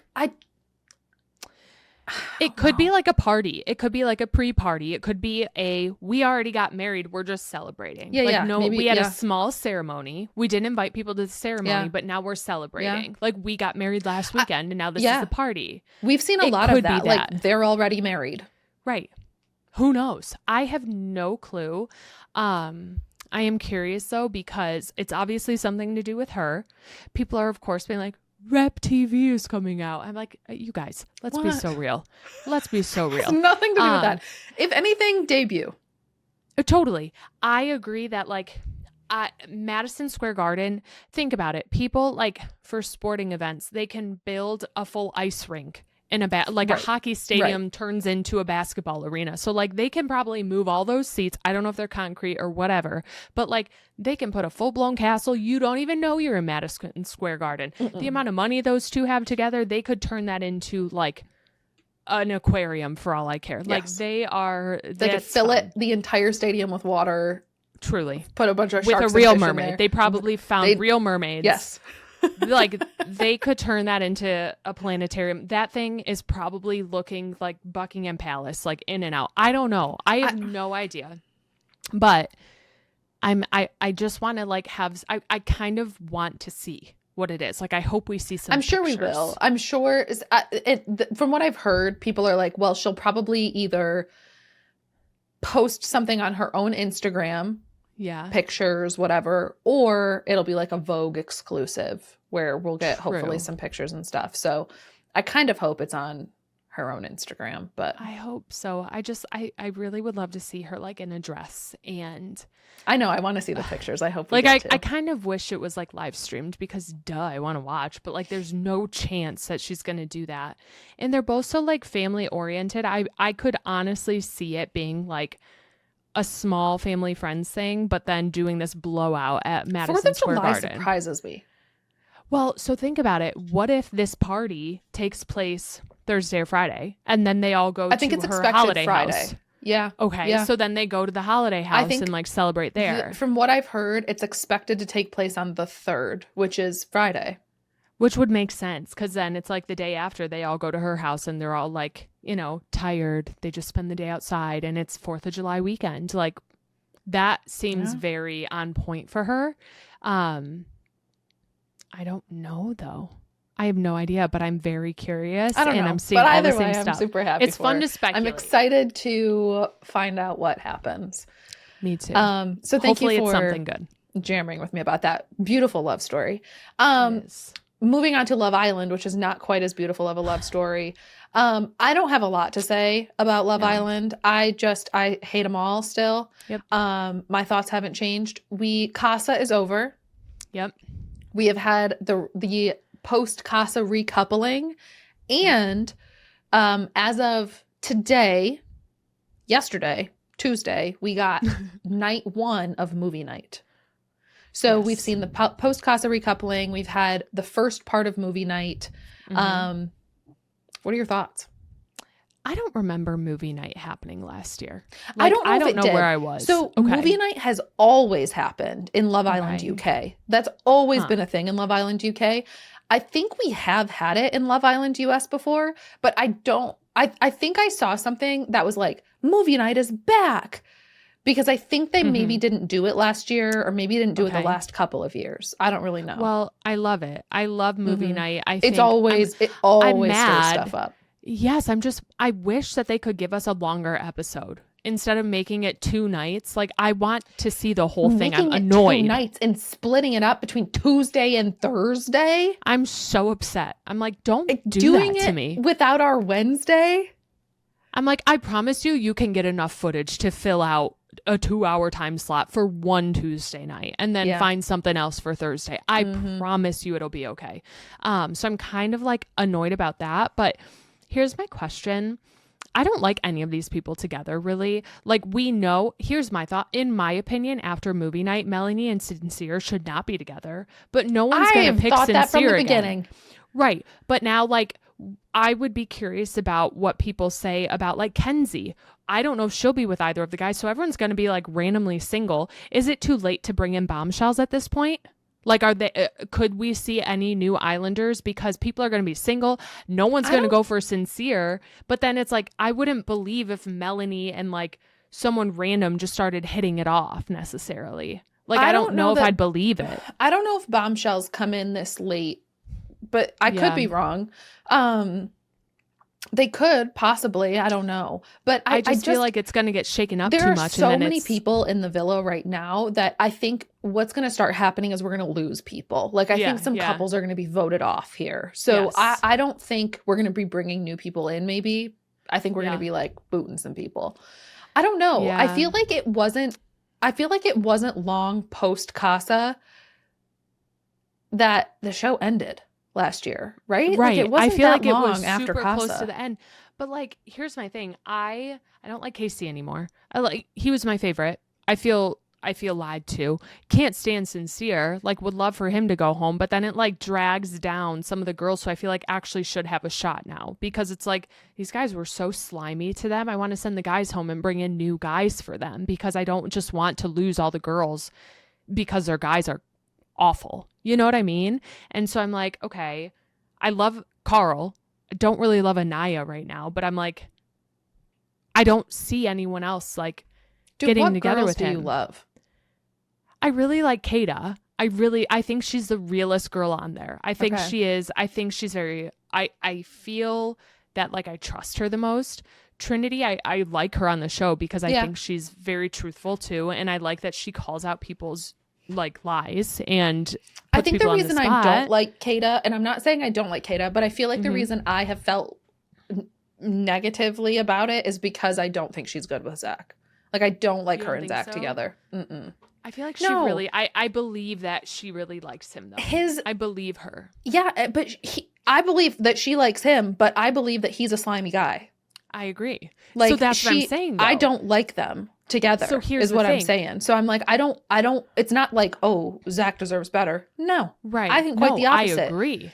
So it's like, that's my problem with this group is, like, I don't want Kata to get sent home because Zach stinks. I don't want Melanie to get sent home because Sincere is this big lying jerk. And I don't want, like, all these girls to be sent off the show because the guys have been awful. So, like, I'd rather it just end up being like, okay, Love Island's canceled. We're just going to watch the girls have fun for the end of it. Yeah. Okay, I don't know. Can I ask a question? What did you think of Jen's conversation with Kenzie? I have mixed thoughts, and I'm, like, trying to remember how it was all spoken. Jen said she wouldn't have been friends with Kenzie on the outside, right? If she had moved that way. Now, I agree. I don't know why Kenzie is going, like, so convinced her and Gall have this connection. And I don't love Jen. Like, I think she's very normal. Like, I truly think she's very normal. And so I guess I shouldn't say I don't love her. I just don't like, they don't show her enough for me to She doesn't get know a lot of anything screen about time. her. Yeah. She doesn't. And she's very just like boring in my opinion, but like in a good way. Like, because we don't know much that's about normal. her. Yeah. And maybe that's like maybe she doesn't get a lot of screen time, and maybe she's boring to us because she's a very like well-rounded down to person. earth, like exactly. Like, and so I'm like, that's why they don't show her much. Right. Or she's not doing the splits or like freaking out and screaming at everyone like Kenzie and Melanie and Anaya. And Trinity and them. And so I'm like, would I love to see someone genuinely in there who likes Jen? Sure. But I feel like she keeps getting coupled up with these guys for whatever reason, and it's not working out. But like, I would hate to see her go for that. I think she was right to say everything she did to Kenzie, because like that was pretty crappy of her. Like, she's in a great couple and she had no reason to go chat with Gaul. And so I feel like we're going to see a lot more, not slander towards her, but like, you know, people are in the villa are saying like she just likes the attention and likes having two guys at once. I'm like, I definitely can see that. I can see that too. This is like the third time around she's been in this like love triangle. Yes. I saw a TikTok today actually that was like, here, like everyone keeps saying Kenzie is like going after multiple guys, but they're like, actually she's really not if you think about it, because she chose to go back to Corbin like twice, right? Like they got recoupled with Caleb. She didn't do that. America chose to couple her up with Caleb, and then she chose to go back to Corbin, who she was with, and then she probably would have been loyal to Corbin during Casa if he hadn't been so slimy like right away and she hadn't have seen that. So I feel like she would have chosen him, but then had to go to, didn't have to, but like recoupled up with the guy who like, they were like, okay girls, like who do you want to take back? And she was like, well, I'm not taking Corbin, so I guess I'll take him back. You know what I mean? So like, I kind of see how she's still like trying to find someone, but also like, you kind of know Jen likes him, even though he kind of like dumped her. I don't know. It all boggles my mind. I don't think I like Gaul either, honestly. He seems kind of slimy underneath it all. Like I see a lot of like, I don't think I trust him like underneath it all. I don't know. I don't like anyone. I really don't like anyone. I'm trying to think of like, if I had to vote right now for someone to win, it'd be like Bryce alone. Maybe Bryce and Trinity, because I don't know who else to vote for. Or like the girls, because they survived all these junky men in there. Like the girls can just win all together. Yeah. Like give them all a share of the prize money. I don't know. Because like we need to start picking some better guys. We do. We need to start picking. Yeah. We need new casting. I've said this. I started saying this, 2 weeks ago? I'm like, I'm done. I wish we a whole new cast. And I stand by that. We need to stop finding like, I don't know how to describe it, but I feel like it's this kind of guy who's like a guy influencer, or who like wants to be this guy influencer. Like we need small town, know nothing guys. We need flip-flapping, what's his name, who Kata was talking to, who doesn't even have social media. Yes. She picked the wrong guy. Like Kata needed to pick him. I know. Also, I am so glad that they showed that Zach was trying to tell Kata, I picked you. I wasn't going to bring her. She got booted, Zach. You couldn't have picked her even if you wanted to. And Zach was trying to like play it off to Kata like he picked Kata over her. And then so I am so glad that Kata got to see that she wasn't even there that night. Right. Well, that's why I saw another video that was like, thank goodness Trinity is in there, because she was the one who knows. She was like, where's the angel girl? Like the angel girl's not in any of this. Where is she? And I then love how they just keep calling one of the other angel girl I know, instead of none Alana. of them know her name. Yeah. Well, then one of the other the Casa girls were like, oh, she got sent home like day 2. And they were like, what? And she was like, what? So someone was saying like, no stone goes unturned with Trinity. Like she will find everything out and call them out for it. So I think she has to be there. I'm nervous because I feel like Carl, I don't know who he's going to end up with, but I don't know if it's Anaya. I don't think Anaya and him are going to work. If I was Carl and I saw the way Anaya got in Casey's face, like, I get that he did you dirty, but like at some point, drop You've known it. him for Like at 3 some point, weeks. let's stop. She's getting in his face, screaming at him. If I'm Carl, I'm like, oh my gosh. Whoa. I think though, if I was in the villa, I'd pick Carl. I think like that would be, I think he's a good guy. Yeah. You know, like 100%. I don't have many thoughts about Love Island because I think it's just a mess. And I think it's just bad. Yeah, I agree. I'm going to say it. It's just not good right now. So I agree. it's juicy, but I don't believe in any of them. Like, Yeah. I don't believe them. So Yeah. it is what it is. It is what it is. Okay, we are going to grab Mr. Teddy, get him on the line, and get yapping about Breaking Dawn Part 1. We will be right back. Okay, we are back. Hi, Mr. Teddy. Hi, Hello. Mandy. I Welcome am back. taking charge of this interview today, and I would like to start it off with a little quiz. Dun, dun, dun. Dun, Oh, dun, boy. dun. Oh, no. Pop quiz. Pop Pop quiz. quiz. I'm not Oh. good at these. I'm sweating. Okay. Oh, boy. Actually, I need to refresh my quiz because Did you lose the questions? No, I didn't lose the questions. Okay, I found it. I answered all, I went through and tried to see if I could get them all right, and then I submitted my answers, and then it didn't show me the other options. So I have the answers now. Okay. So is this like I have the Jeopardy? Are we questions. buzzing or how are we just screaming? You can just holler. Okay. Oh, boy. Oh, boy. Where do they are multiple choice, but I think I'm just going to leave it. I'm going to give you a second to see if you can get it without me reading the answers. Okay. So, where do Bella and Edward get married? The woods. the vampire's home. backyard? The vampire's home. Yeah, The Colin's backyard. because they're moving the logs. You know. Outside of the Cullens' house. Yep. Very proud of both of you. Thank you. Which person finally comes around to the wedding during the reception? Jacob. Jacob! Jacob. He blessed us. with What his presence. Is this a reason? BuzzFeed quiz? Anyway. No, it's not. It's from funtrivia.com. Okay. It's very fun. What reason do Bella and Edward stop in the crowded street of Rio de Janeiro? People were dancing. I have no idea.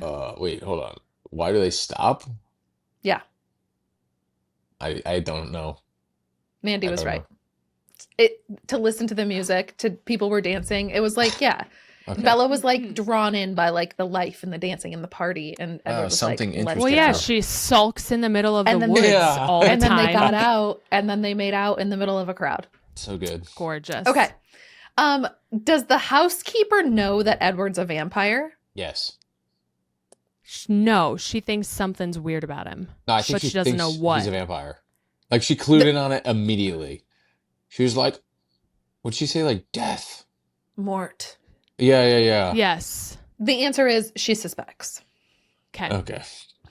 What is Bella eating when she gets sick? Nasty chicken that Yeah, she like- put in a chicken. skillet. Yeah, who Nasty I was chicken. disgusted Chicken in a watching skillet her. for breakfast on a tropical Dude, I was vacation. like, I've never seen you cook this whole movie, and you're just putting a chicken wing and a chicken thigh in a skillet. You probably Never should I'd seen go it. throw up Chicken. too. Yeah. I'd go throw up too. Yeah. Nasty chicken was the answer. What is the only thing Bella can keep down later in her pregnancy? Blood. Blood. Her own blood. Blood. Right? Or something. No, it wasn't her own blood, Blood. but blood. Okay. What are the two names that Bella comes up with for the baby? Oh my God. His It's mom like and Jacob's mom. It's like Brambly and Wambly or something, or Renee and Esme. oh yeah, Renesmee. Renesmee. I would assume. I wanted to do something special for her name, so I did a mix of your mom and my mom. Renesmee. So it's not Jacob's mom, it's Edward's mom and her own mom. Whoa. Are you sure? Yes, it's Esme is Edward's mom. It's Esme. And then her mom's name is Renee. Man, I thought she was saying that straight to Jacob, that No. she was naming the baby after Jacob's mom No. and her mom. No. She said to Jacob, the other name, which neither of you got, do you want to try the name for a boy? No. Give me one moment. Because they thought it was a boy too the whole time. She was like, it was Edward Jacob. Edward EJ. Jacob. Yep. And I was like, that's the worst name I've ever heard. She looked at Jacob to say, like, I want to name him Edward Jacob. Okay. And then it's the Renesmee was Renee is her mom, and then Esme is Dr. Cullen's. Like, it's Esme. Dude, Esme pause. and This Carlisle. is so weird. This whole thing is so strange. I'm sure we're gonna Yes. talk about the movie, but like, what? Yeah. Could We'll you get into imagine? it. Yeah. This is. Talking to two Okay. like people you love about your baby with one We only of have them. 2 questions left. Why does Sam want to kill the baby? Because it's a violation of the treaty. He thinks it's going to go out and kill everyone, and it's going to be Mandi this was right here. killer baby. He thinks the baby is a danger to the pack. Oh. Okay, final question. Which werewolf finally imprints at the end of the movie, and to whom? Jacob to the Jacob. daughter. Baby. Jacob, baby. Okay. This is Mom. Y'all got Jacob every and the single. baby. Y'all got every question right. I mean, the names thing, I I'm so didn't proud. contribute much at all. This is so funny I to was a me. little I remember wrong. cracking up, and that was so funny. No, I'm very impressed. I'm very impressed. Thank you. So Thank 2 you. gold stars to both of you. Mostly to Thank Mandi. you. Mr. T, you get 1 gold star. Thank you. You did pretty. You got most of them too. I would say great. Good questions, Teddy. I like this quiz. Thanks. Yeah, I just thought that was a fun way to start it. Okay. It was. Thoughts on the wedding. Had you been invited to this wedding, both of you, maybe together, maybe as a couple, maybe separate, would you guys have gone to this wedding? Dude, yeah, dude. I mean, totally. That was a Yeah. cool Dude, yeah, wedding. dude. That was a cool wedding. That Dude, yeah, dude. was like an Instagram wedding. I mean, Okay. it was like Anna Kendrick's character was like, Mhm. oh, she's got to be like pregnant or something. And Yeah. they were like so excited, like so sneaky excited to like go see this wedding. I probably would have been like, yeah, this is a beautiful family. Let's go like look at their beautiful For cousins sure. or something. Like, you know they're what I mean? so mysterious. Let's go to their Yeah. house. Yeah. Yeah. I'd probably be a little skeptical, but like, yeah, I'd want to go. Okay. Love it. Any other And knowing thoughts? Jacob Black might be there, I'd be like, yeah, we got to go. She's taken, For so now sure. he's still single. Hoping that Jacob Black would be there. Obviously, he wasn't Yeah. for a good chunk of it. But Yeah. any other wedding thoughts? I Thoughts mean, and It was opinions? quick. Like it No, was. it wasn't. I thought it was quick. It was like a fifth of the movie was us just watching them do nothing and have speeches This about is what I nothing. was waiting for. Oh my gosh. I mean, Oh. no, it was like I feel like it was over before I even think thought we- about I it. think we hit what does this play on HBO? What does it play on HBO? I think we hit an HBO. ad and then we came back to the wedding again after an ad. It was so Okay. long. I don't. Okay, Mandi, this was so funny. So we turned the movie on. Uh-huh. We had dinner cooking. We were like waiting on our rice to finish up, right? Uh-huh. And so we were like, well, let's go start the movie while we wait for dinner to finish up. So we go start the movie. We sit down. We start watching it. The wedding scene's happening. And the first commercial hit. And we were like, okay, let's go finish up dinner while this, it's a good place to take a pause. And my husband here was like, this wedding has been going on for 40 minutes. This is so boring. When is this going to be over? It's been 40 minutes of this wedding. And I was like, it's been 20. It's been It was quick. This is the 20-minute mark. And it's going to be over soon. I protest. We're gonna split. It was So- 30 so minutes, and it's- they could have made Jacob shown up at like 7 minutes into that scene. It was didn't need so to be. funny. It was Yeah. so long. It was. It What, was what are we so doing? funny that you just said it was quick. And he was like, when is this wedding going to be over? It was so 40 long. minutes. I thought there was gonna be drama. I thought something was gonna happen, and so I was like, "That's it." How much like, drama was that one vampire being like, "I can't do this," and she leaves, and you're like, "Okay, we'll see you later." Well, I was expecting like the wolves to come cause a scene, or like, and Jacob almost did, but like, it was over, and I think it's because the rest of the movie was like the worst of all of them, where I was like, I wish I would have seen more because that movie sucked. Right. So I don't know. That's a great question, Mr. T. Had you known what the rest of the movie would entail, would you have liked the wedding to maybe be longer? I don't know. I mean, that would have just made the movie be longer. I Less agree, though. It was after wedding, I was more expecting, action-packed wedding. yeah, I was expecting this to be like a launching point into something dramatic. Like, yeah, something was going to happen during the wedding, but it was just a wedding. And I was like, oh my That's all it God. was. Like, well, I didn't attend it. I didn't need to see this whole thing. Give me like the 5-minute summary of it. And it was so They showed it to you because you were obnoxiously not there. That's why it was shown. Yeah. So that you could Yeah, experience but it was too much. having It not was too been much. It was too True. much. there. Okay. So did the honeymoon live up to the hype? Did the spicy scene, did the spice live up to obviously what Bella had been hinting at in Eclipse? What spice? What spice Dude, are we Edward, talking about? So, I mean, come on, dude. So unspicy. He was like, I hurt you. And she was like, it's fine. And then they just like have a pouted bruise on until your arm. yeah. I'm like, Yeah. no. Her being like shaving her legs was like as Right. much spice as It's we the got. day of your wedding. You didn't shave your legs before your wedding? Yeah, seriously. And like she's pulling out like the most like cover up lingerie dress. It's like a nightgown, and she's like, She's whimpering on the floor. Alice. And I'm like, Yeah. huh? Like, I had what the do you same mean? reaction. She was like, just like, oh no. She's in Like a she ball. finds a way She, to like, complain curled about up. everything. She And curled up it doesn't matter. She's in Brazil on a private island. with her About to new get the thing husband. she's been dreaming Right. about, and she just finds a way to collapse on the floor and make it all about her. Like, Right. girl, just She get sits up. curls up in a ball on the Yeah, floor. I'm like, this is, it's like movie, what is this, 4? It's too much of her. Yes. And Too I'm much like, of her. you know, main character, but yeah. But then she goes out butt naked to go swimming. And Yeah. I'm like, I mean, why are we even So doing this? that lingerie was way too skimpy, but butt naked so much better. Here's what Yeah. I'm saying.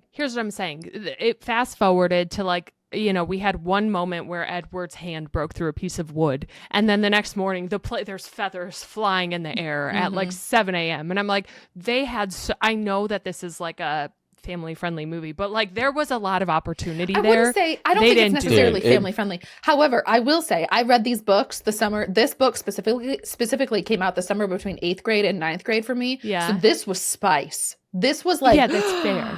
because I was going into 9th grade. we're like you know, young. and like we're spicy books weren't really a thing 12. yet. Like 50 Shades of Grey hadn't come out yet. fair. You know, I'm just like, they could have given us It's like just a so little hard more. to read, like, how you're supposed to feel about these things. Cause like, yeah, they build up like this scene and they're gonna have sex or whatever. And then like, Yeah. they do it. And then like, he's like shattered by the fact that she has like a little bruise on her little arm right here. I It's like, hurt I don't, you. nothing is congruent with each other. The feelings, the way it Yes. flows, like I'm confused. It's like, one moment we're okay with breaking the bed, and then the next morning, like we're upset because we have like a little bruise from like stubbing our toe. I can't. It's We're so never do. hard We to can never follow. do that again. Yeah, we can it's so never hard do to that follow. Again. never. Yeah. Okay. What was both of your reaction when you found out Bella was pregnant? Well, I mean, I was like, of course. yeah, that's kind of how I Of felt. I course was she like, is. all right, yep. Like, of course she Okay. is. I was just kind of like, okay, Were well, you now we know expecting where it? the movie is going. No. Not that soon. No, I would like maybe at some point, but not right away. Okay. So they had a long honeymoon, though. Am I right? Because she was like, I'm late, but it's been 2 weeks since the wedding. So Yeah. like they had been in that place for like 2 weeks, and then she ate the Yeah. The stinky way that it was chicken. kind Okay. of the way that the book kind of described the honeymoon was like they get there, they have their spicy night together. Edward has his little like, we're never doing that again. I hurt you. And then he spends the next couple of weeks distracting her. And they went like snorkeling and played chess and like did so much stuff, like so many activities that every night when they'd get back to the like the house, Bella would pass right out because they were so tired because they had done all these activities all day. So Edward would like wear her Interesting. out all day doing activities to distract her from wanting to do that. Yeah. To I do didn't that realize again? that's what was happening. Yeah. Me neither. Well, I don't think it came across very well in the book. So then there was like one night where Bella had like she had a little cry sesh and she was like, I just want it. And then they did it again. And then that's like shortly after that they was the pregnancy thing. So she was trying to do that before they were even married, I like know. last movie. Yeah. So Interesting. that was kind of like the way the honeymoon went in the books was like first night, and then there was like a lot of time in between where they like did stuff and vacationed and snorkeled and went on boats and did a bunch of stuff, but all with the like intent of Edward just trying to wear her out so that she would just want to go to bed every night. Wow. Yeah. Good time. Good time. Like, Edward, you're marrying like a human who has hormones, and she's like fresh out of high school. Fresh What do out you of high school. expect? Like, what do you expect? I don't know. I mean, he's like 100. He's like 100. Yeah, he should. Well, that's a whole other level of weird. Dude, I don't know. I don't know. But I did not expect her to be pregnant that soon. Yeah. But I was like, okay, so that's where this is going now. That's where the rest of this movie is going. Yeah. Yeah. Okay. Next question. And this was more directed towards Mandi, I think, here. Oh gosh. Being a Jacob stan, and you are self-proclaimed Jacob stan. Yes. What is your reaction to him imprinting on an infant? Weird. Now, so here's my question. Is it controllable? Like, do they just imprint, like it happens? It's just like, it's like something that automatically happens. Is it just an instinct? Like, yeah, to or my did understanding, he choose to do it? Like, absolutely no control. If he has no control over it, I wish I was that baby. If he has no control over it, totally fine. Don't care. If he has control over it, we're a little weirded out. We're a little weirded out if he chose that. But I will say, like, I liked that. I didn't like, but I saw that he saw through life, like her growing up and like all that stuff and like protecting her. I think it's really hot. Like the whole process, the whole thing where it's like, protect her at all costs, do anything you can for her, blah, blah, blah. I'm like, that is pretty hot. Yeah. But yeah, I think it's weird that it's like something that happens like that. You know what I mean? I don't know.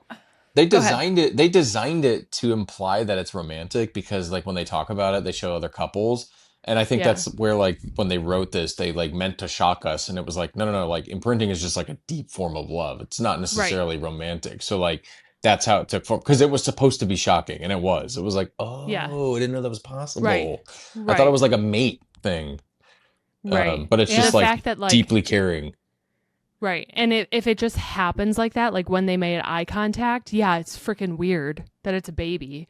But like if it's instinctual and it just happens and he has no control over it, I'm like, you do your thing, werewolf. You protect her forever. Okay. I don't know. What do we think the next plot? What do we think the plot of the next movie will be? Oh my gosh. Can I? Well, I hope they have a war with the Volturi and Bella gets whacked in the first 10 minutes. That would be like a great start to the last movie. Okay. And then I hope Edward and Jacob are just trying to avenge her and just, it doesn't matter what happens after that. But if we could just find a way to dismiss her from the cast, I think the last movie is salvageable. Okay. So the very end of this movie is a vampire, right? Like a new vampire. That's what baby vampire. That's what it is implied. She opens her eyes and has red eyes. Red. Yep. Okay.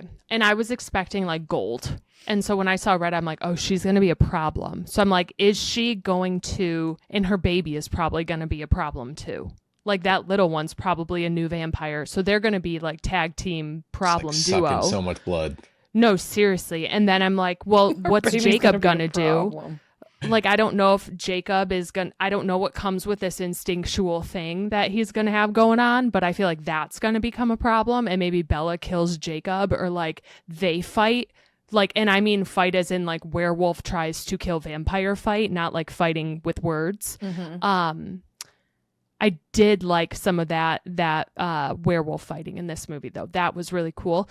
But I feel that maybe Edward, I don't know if people know that he imprinted. I know the werewolves know.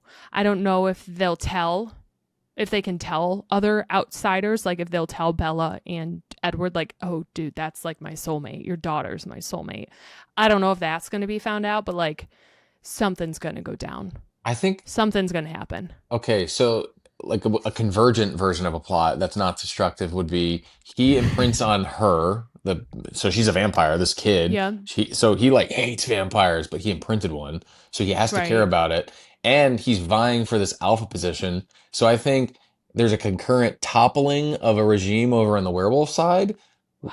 married with his an imprint on the vampire side that like unites them, and then they all sail off into the credit scenes, and we just forget about this series. I think that Are we seems gonna have plausible. our first like vampiric werewolf? Yeah, maybe. I don't know. Like maybe they have form a an werewolf alliance. Vampire. Maybe they a team up vampire and they that can be fight a the werewolf. Volturi. Maybe that's what happens. Maybe everyone lives happily ever after. I don't know. Someone's gotta die. Someone's gotta die. I mean, it's breaking. And you're hoping it's Bella. Yeah, I mean, I just think, like, mechanically, one of the top three has to go. They can't just all be like, all right, we're good, we're done with this story. Something dramatic. One of the three has to die. That's what I think. You really think so? I mean, one of the three main characters. I thought that one brother or cousin, whoever the big buff vampire is, I thought he was a goner. When they were fighting the werewolves, I thought he was done for. Emmett. Sure, him. Yeah. I thought he was gone. I wonder if Bella's dad. Charlie. I mean, that's his grandbaby. Maybe Jacob's all weird about his grandbaby. I don't know. This has so many different like avenues. We're at a major fork in the road is what I feel like right now. Yeah. And it could go so many different ways. I will say this was my least favorite of all of the movies. So I really hope they can. Okay. It was so awful. The whole time I'm just like watching the same thing over and over and over and over again. And I just hope that this next one is good. We know Bella's a vampire. I want to dive right into action when this movie starts. She's got red eyes. Let it happen. Yeah. No dilly-dallying. And we got this vampire baby. It was just so aggravating because, like, she's the source of all of this. Like, she's so stubborn. She's so immature. She doesn't know anything about the world. No. There's all these people trying to coach her through things, and she just wants none of it. And so here we are, having to watch her. But that was a horrific scene at the end. Like, all of the special effects. I mean, I was like, is this PG-13? Yeah. What is this? I was just taken aback by the fact that these guys are so old and they're looking at all these folklore tales and like they're like Googling what's going to happen themselves. Yeah. And I'm like, you Edward guys seriously like don't know? Yeah. Like, haven't you been around like for ages? How do you not know? Yeah, for real. Like, you really are looking at these old like fairy tale descriptions of what's going on inside your wife's stomach. Seriously, we have no idea. So it was just interesting. Can't say I loved it, but like I didn't hate it. So okay. I don't know how we're gonna watch the next one though. Yeah, we're gonna have to switch to some other network or something. We're gonna have to figure this out because it did leave HBO Max. So we're gonna have to try to figure out where. I think it moved to like some other thing. We might have to get a free subscription for a month, a free trial or something. We'll see. But we'll finish it. We'll figure it out. Okay. That's all we've got on the Twilight side of things. Mr. T, final topic, I think, for the podcast today. Mm-hmm. I put our little mini card show as a topic, but I wanted to save that for you to tell Mandi about because I feel like you just are probably going to have a better way to like talk about it than I would. So I haven't filled her in on our little mini card show extravaganza at all. Did you tell her like how it came to be or nothing? Okay. Nothing. So like start from the beginning. When was this? Was this Sunday or Saturday? Saturday. Okay. So Saturday, it's probably like 3:00 and she's over on the couch next to me. Like, oh, can we do something? And I was like, yeah, sure. I'm sick of sitting here. I hate sitting on the couch. She's like, there's a card show next city over. And I was like, well, what time do they close? And she's like, 5:30. I was like, hey, that means we have to go now. So we just mad scrambled, put Crocs on or whatever it was, and flew out the door to go to this card show. $10 admission to get in, and it was in like a rec center, maybe. Center. Yeah, like among the basketball courts. So like that was basically the scene, and it wasn't just like TCG. It was actually probably 50-50 TCG. So basically Pokemon and then sports. So it was a whole hodgepodge of different people in there. And it was just really interesting because I haven't been to one of these kind of I want to call it a show, but like I've been to Mm-hmm. TwitchCon where they have vendors but it's not just cards. You've been to like Comic Cons, yeah, anime yeah. cons, Where like it's and not like just cards, but this was just Right. cards. And Yes. not only was it just cards, it's just cards in this environment where it's very high priced and people like want the best deal. And like I consider myself to be an amateur in terms of like being able to understand things, like card prices in real time and stuff. So it was a bit overwhelming, but it was pretty cool. You know, she got some of her, I guess you can call them chase cards from Pokemon, Two. and Yeah. I two was of my able chase to cards and then yeah. one random. Yeah. And I was able to find a couple things at those tables where she was, so we could try to negotiate, you know, a few bucks off. I might have negotiated the wrong direction on one of them, but hey, you know, beginner's What do mistake. you mean? I put a why don't you 20% tell- premium on. No, we I paid- threw. Yeah. Go ahead. So it was supposed to be like $60, and I added up. For some reason, I had like an incorrect tab open. So when I was doing the math, I was like, In okay. your brain? No, calculator. I just messed up. I wholesale messed up. I had all the tools in the world, and I messed up. But I'm punching these things into the calculator, and they have some like packs too. And I'm like, okay, maybe I can get like a pack, and then we can do some like flat math here. So I was like, okay, these cards and an Ascended Heroes pack. Can we do, what did I say? 75 or something? 80, yeah. I said like 75. He's like, would you do 80? I'm like, sure. Because I thought it was 83 total. It was like 63 total. So I messed that up. So we paid $80 for $63. But that was the first transaction. The other ones were much better. Where we got Ursaluna and I got a Charizard EX from Scarlet Violet. So and those were successful negotiations. The people were a pleasure to work with, which I think I'm learning is really important for me when I go to these things. Like vendor demeanor is everything. If you're cold or you give me like, I'm here for the money and I can't name anything beyond like a Pikachu, like I'm good. I don't care if you got Gem Mint 10s, I'm not going there. So it was fun. The only like downside I would say is we got there so late. So people were packing up probably 15, 20 minutes before the close time. And so her and I were in this scramble of oh my gosh. They started closing they had this, an hour and then before they close. had that. So let's go there and try to do this really quick. And it wasn't relaxing, but given a proper trading binder and given like a proper notice and a budget, I think we could knock it out of the park next time. 100%. I think it's so fun to even just like use that as your first experience, like talking to people, figuring out like the style of vendors and like what you need to prepare for next time. I think that's a perfect way to do it almost. But you guys had some great card finds. Like I remember, Teddy, the ones you sent me were incredible. Like those were ones I didn't even see. One of the Ursaluna one that you had been looking for, I didn't see it the whole time I was at my card show this weekend. But I'm so glad you guys found that. We had to ask around for it. Like every stop we would go to, if the person would say like, what are you looking for? And I would say like 80% of the time they would ask what I was looking for. I would say the Blood Moon Ursaluna. And I realized afterwards that I also have another Blood Moon Ursaluna in my deck, in my collection. And so I don't know if they thought I was I don't know what one they thought I was talking about. But there was one guy that was like, I had 2 of them at the start of the day today. Like, did I sell both of them? And he did.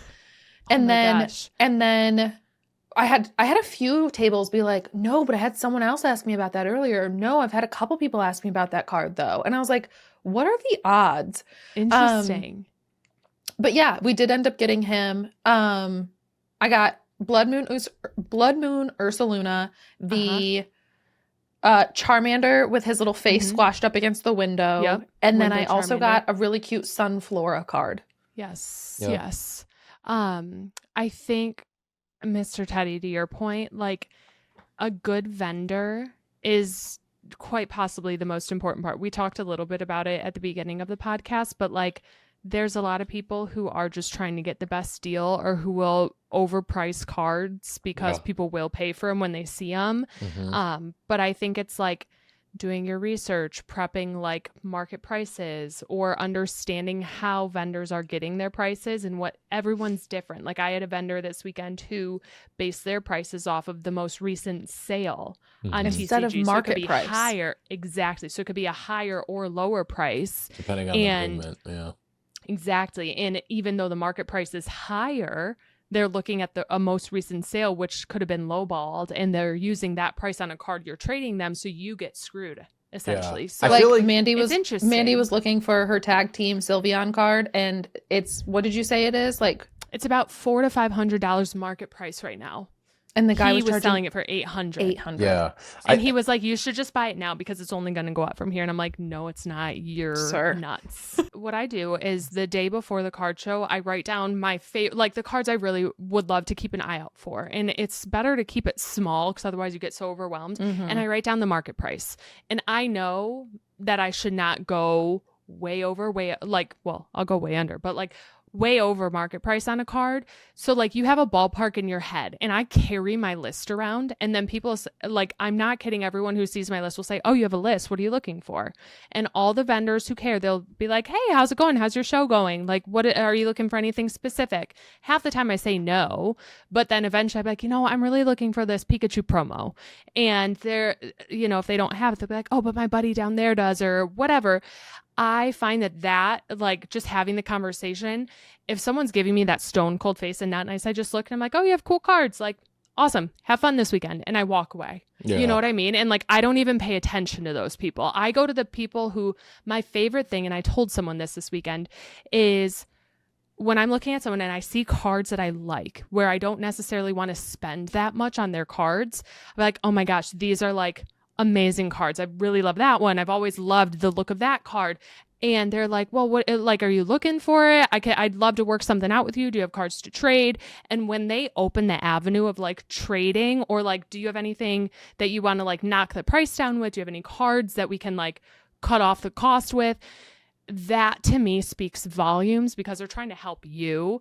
And a lot of them will show you the math that they do, and they'll show you the listings they look at. And that's my favorite kind of vendor, who will like sit there and work with me on it. Not just the guys who are like, oh, it's $800, but it's only going to go up from here, so you should just buy it now. Yeah. Like, yeah. That's what I mean. Listen, I don't want to give the impression that like I'm trying to be the best at getting the best price. And like, that's why I'm like, need to figure it out. But like the guy that we bought the Charmander and the Charizard from, it was like amazing. Like he was so friendly, and like, I like went on TCG and I looked at the prices, like, hey, total price is this. If we buy both, can you shave like $7 off? He's like, yeah, no problem. Shook his hand and blah, blah, blah. And we moved on, and it was like amazing. So like that was a picture perfect vendor experience, I think, at a card show. But you nailed that. That's like perfect. Literally. Yes. That's perfect. I think it's just tough because there's so many little shiny toys in there, and it's really easy to get distracted. Like it's super easy to get distracted, Yes. And like, for me, that's why card shows, it's like, I've got to prep. I got to be like, I have to dedicate the whole day and be like, no one call me. Don't, like, I tell my husband, don't contact me. Like, turn my phone off. Like, I don't look at it, and you're just in the zone. So my dream would be to go to a card show altogether. But I'm also like, the mojo of it is like, you just got to be ready to go all day. Yeah. Like, you got to be ready to like, your feet are going to hurt. It's like going to Disney World. Like, you got to prepare for like, to be a little tired, be a little exhausted. But I think that would be like the most fun, to go to a card show all together and just like spend the day eyes glued to tables. Like, did you like that vendor? Did you like that vendor? Ugh, he's cold. Like, move on. I think it'd be so fun. I think it'd be so much fun. Another tough thing for me in those scenarios, especially now that I'm focused on quality, because there's such an abundance when you have like 5 cards in front of you, is like actually assessing the quality. And I'm a very meticulous person with that stuff. Like I will inspect every edge, the front, the back, centering. And I think on that last guy, he's like, oh, none of these are gradable. And I was like, no, like that's okay. Like this is for me. Yeah. Like I'm not looking to get it graded. For me, I'll notice if we're way off left center. Like I don't want that card. I'm not going to spend $80 on a card that's going to irk me every time I see it, because for me, like the form of it is part of the art, and it's not something they can control. So for me, it's not like, okay, I see my chase card, I'm buying it. It's like, there it is. Let me see if it matches my standards that I'm about to drop $80 on. Because if it doesn't, I'll just go find another one. So being that way, like how I am in those environments where it's very fast turnover and they just want to kind of turn through things, like that's like a layer of stress for me. where I'm Totally. like, I'm just the guy over here taking, 10 minutes to That's inspect this okay. Charmander card. Yeah, no, and that's okay though, because a good vendor will let you do that and will understand it. I'm going to show you a perfect example of what you're talking about, because so there's a set I want to complete, and it's the Radiant collection. It's one of the Radiant collections, and I don't like some of the cards and they get pricey. So this specific card, for example, I do not like the card, but I need it to complete the set, okay? So it's this Flareon, right? Mm-hmm. Now, this Flareon card is usually like $90, $80, $90, sometimes more, okay? I don't want to spend that much on a card I don't like. Right. So this one is damaged because it has the smallest little crease going across it that you can't tell to the naked eye. So it was $20. And I was like, I am going to buy that damaged card because I don't want to spend $100 on a pristine one that I don't care about because it has to go in my collection. So for me, I saw that and I was like, give me that card right now. And I feel like that was a steal for me because now I got the card I needed to complete it basically. And it was like a better price point that I was happy with, even though it has the smallest little crease. Was it marked as damaged, or did you like see that and say, hey, would you? They told me. I pulled it out and one of the guys was like, I didn't even see that was in there. Yeah. He was like, oh my gosh, I would have taken that. I would have bought that for myself or for like my girlfriend or whatever. And I was like, no, I'm literally buying it right now because I don't want to spend $100 on that card.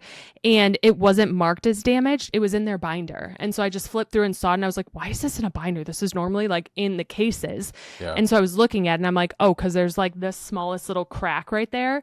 But I'm like, that's perfect. That's exactly what I want for this set. Like, I want to spend the money on the better ones. We, before this card show, were spending probably several hours on the couch just watching. What is his name? What's the guy's channel? Dad Beard Cards?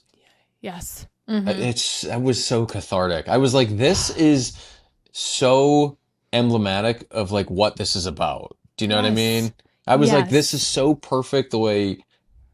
I mean, obviously this guy's making money on like revenue through like views and donations and things like that. But like just the generosity and the willingness to connect like new fans with the thing to kind of like bring them into the fold. I was like, this is perfect. Like that's put this guy at a pedestal. Gave you good juju really cool. Before going into the show for sure. Yeah, it was good juju. And then we went there and it was not the juju, but it was, know. It's a good reminder that like amongst a lot of vendors who are there just to make money and like, make as much as they can off of a card, even if it's not necessarily the fair price, there's still good in there. Like you kind of have to find the needle in a haystack, but like you get the vibe, you start recognizing faces, or like it's really about their demeanor. If they're standing up, they're asking you questions, like, yeah, I'll work with them. But like there's a lot of them who will just sit, stare at their phone. They want nothing to do with you. They're just there to make a transaction. Mm-hmm. And like, it is what it is. So I think maybe they're just having a bad you're going to run into that. Right, exactly. And like you could turn their day around. Like you never know. I think they're so fun. They're very zen for me. Like for walking around and just looking at the cards, it's very relaxing. And I was saying this at the beginning of the podcast. I just kind of forget about the world around me and I'm like in my own little zone of a bubble and time doesn't even exist. It's like over before I know it because I'm just happily gazing around. It's like going to an antique mall and your eyes are just wandering and you're looking at all this stuff and you forget what's going on around you. I think that's the fun of it. So I think we should plan a card show trip because I think it would be a blast. I really think we should do it because it's just so fun. I've seen really I've started to see like fun things because my feed is now just Pokemon on YouTube. It's nuts. Yeah. It's nuts. And a lot of it is vendor POV like camera things. Yes. And there was this one lady that was coming through and like she was looking for like a Taurus, which like okay, whatever, it's like original but like not really one that most people hype up about. Yeah. And basically like her and her family were having a competition amongst them to see who could like get the most of like a specific Taurus or like all the Tauruses or some it was some like just like low cost competition to kind of like make it just so it's not about like finding the best deal. Like it was some offshoot of like, okay, we're here. Let's experience this in a way that gets you engaged and doing things, but not at like a ridiculous price point. That's kind of fun. And I think we could do something like that. That would be really fun. Would be like some form of we could just pick a Pokemon and be like, okay, the goal is to get as many unique of this, which like we know this one won't have anything above like $3, so it won't matter. Just rack up the bill. There's a couple of Disney pin traders that I really like who do like competitions, and they're like, we're going to go out and see how many different princess pins we can find today. And they trade for like only princess pins. And then they like do a little competition to see like who can get the most princess pins. And it's just from like the pin trading boards. And it's not like buying them, but just like trading for them. So that would be really fun. Yeah. I think that's awesome. I do think like traveling, not far, but like going at maybe a little road trip to a card show is like the most fun, because you're going there for the show. You know you're going to be there all day. There's nothing else to do. So like you're prepared. You're going in like ready for this for 2 days sometimes, maybe even the night before for the trade event. But like planning your weekend around a card show and like everyone's going into town, we can like open some packs, do a little like ripping charcuterie the night before and have some fun. I think that would be like the best situation ever. And I think it would be ideal to find a show that has like not just Pokemon obviously, but like one that has the Lorcana stuff. I don't need a sports card, but like something that's Pokemon cards, Lorcana cards, but also maybe like gaming stuff, like nostalgic toys, collectibles, things like that, where you're getting a bit of everything. So everyone has a lot of fun and things to look at. I think that would be awesome to find. And it's summer, so I feel like there's got to be some good stuff around, or coming up at least, right? We'll It's find not something. winter. Yeah, it'll be fun. But I'm glad you guys went. I saw the pictures of your cards. They were awesome. So I feel like I'm going to need some more pictures of them so we can share with the friends what we found this weekend. But yeah, I'm glad you guys got to go. It was a Here's good time. to many more card shows in the Many future, more. right? Many more. It's getting dangerous. I think Okay. That's it for us. Mr. T, thank you for joining us again for another Breaking Dawn, another Twilight episode. I was just going to say another Breaking Dawn, but next week I can say that because it'll be another Breaking Dawn. So we've got one more Be my episode last with visit. Are My you last sad? visit. Oh, Yeah, a little bit. It's part of my We'll bring you routine now. back in. Yeah, I'll We'll come bring back. you back. We'll find a way. ways. We'll find a way. Yeah. A lot of ways. We'll talk about like cards, or maybe we start like, what's the other series that's like similar to the vampires? Where Katniss. The Hunger What Games. is that thing? Hunger The Hunger Games? Games. What is it called? Oh, The so Yeah. Hunger Games. The Hunger Games. Maybe we'll do like a rewatch of those or something. And Okay. I've never seen. I know nothing about the Hunger Games, so Yeah. maybe we do something with that. We'll But figure it out. that's all we got. And That's I'm all just we've happy, got. honestly, low-key happy that we're second to last now. Mr. Teddy, I'm going to miss you, but like I'm kind of happy to stop watching Over these these movies. Yeah, a little bit. So anyways, friends, thank you so much for hanging out with us this week. Mr. Teddy, thank you again for joining us. And until then, we hope you have a wonderful weekend, and we will catch up with you next week. Bye. see ya. Bye-bye. Bye. Bye. Bye. Bye. Bye. Bye. Bye.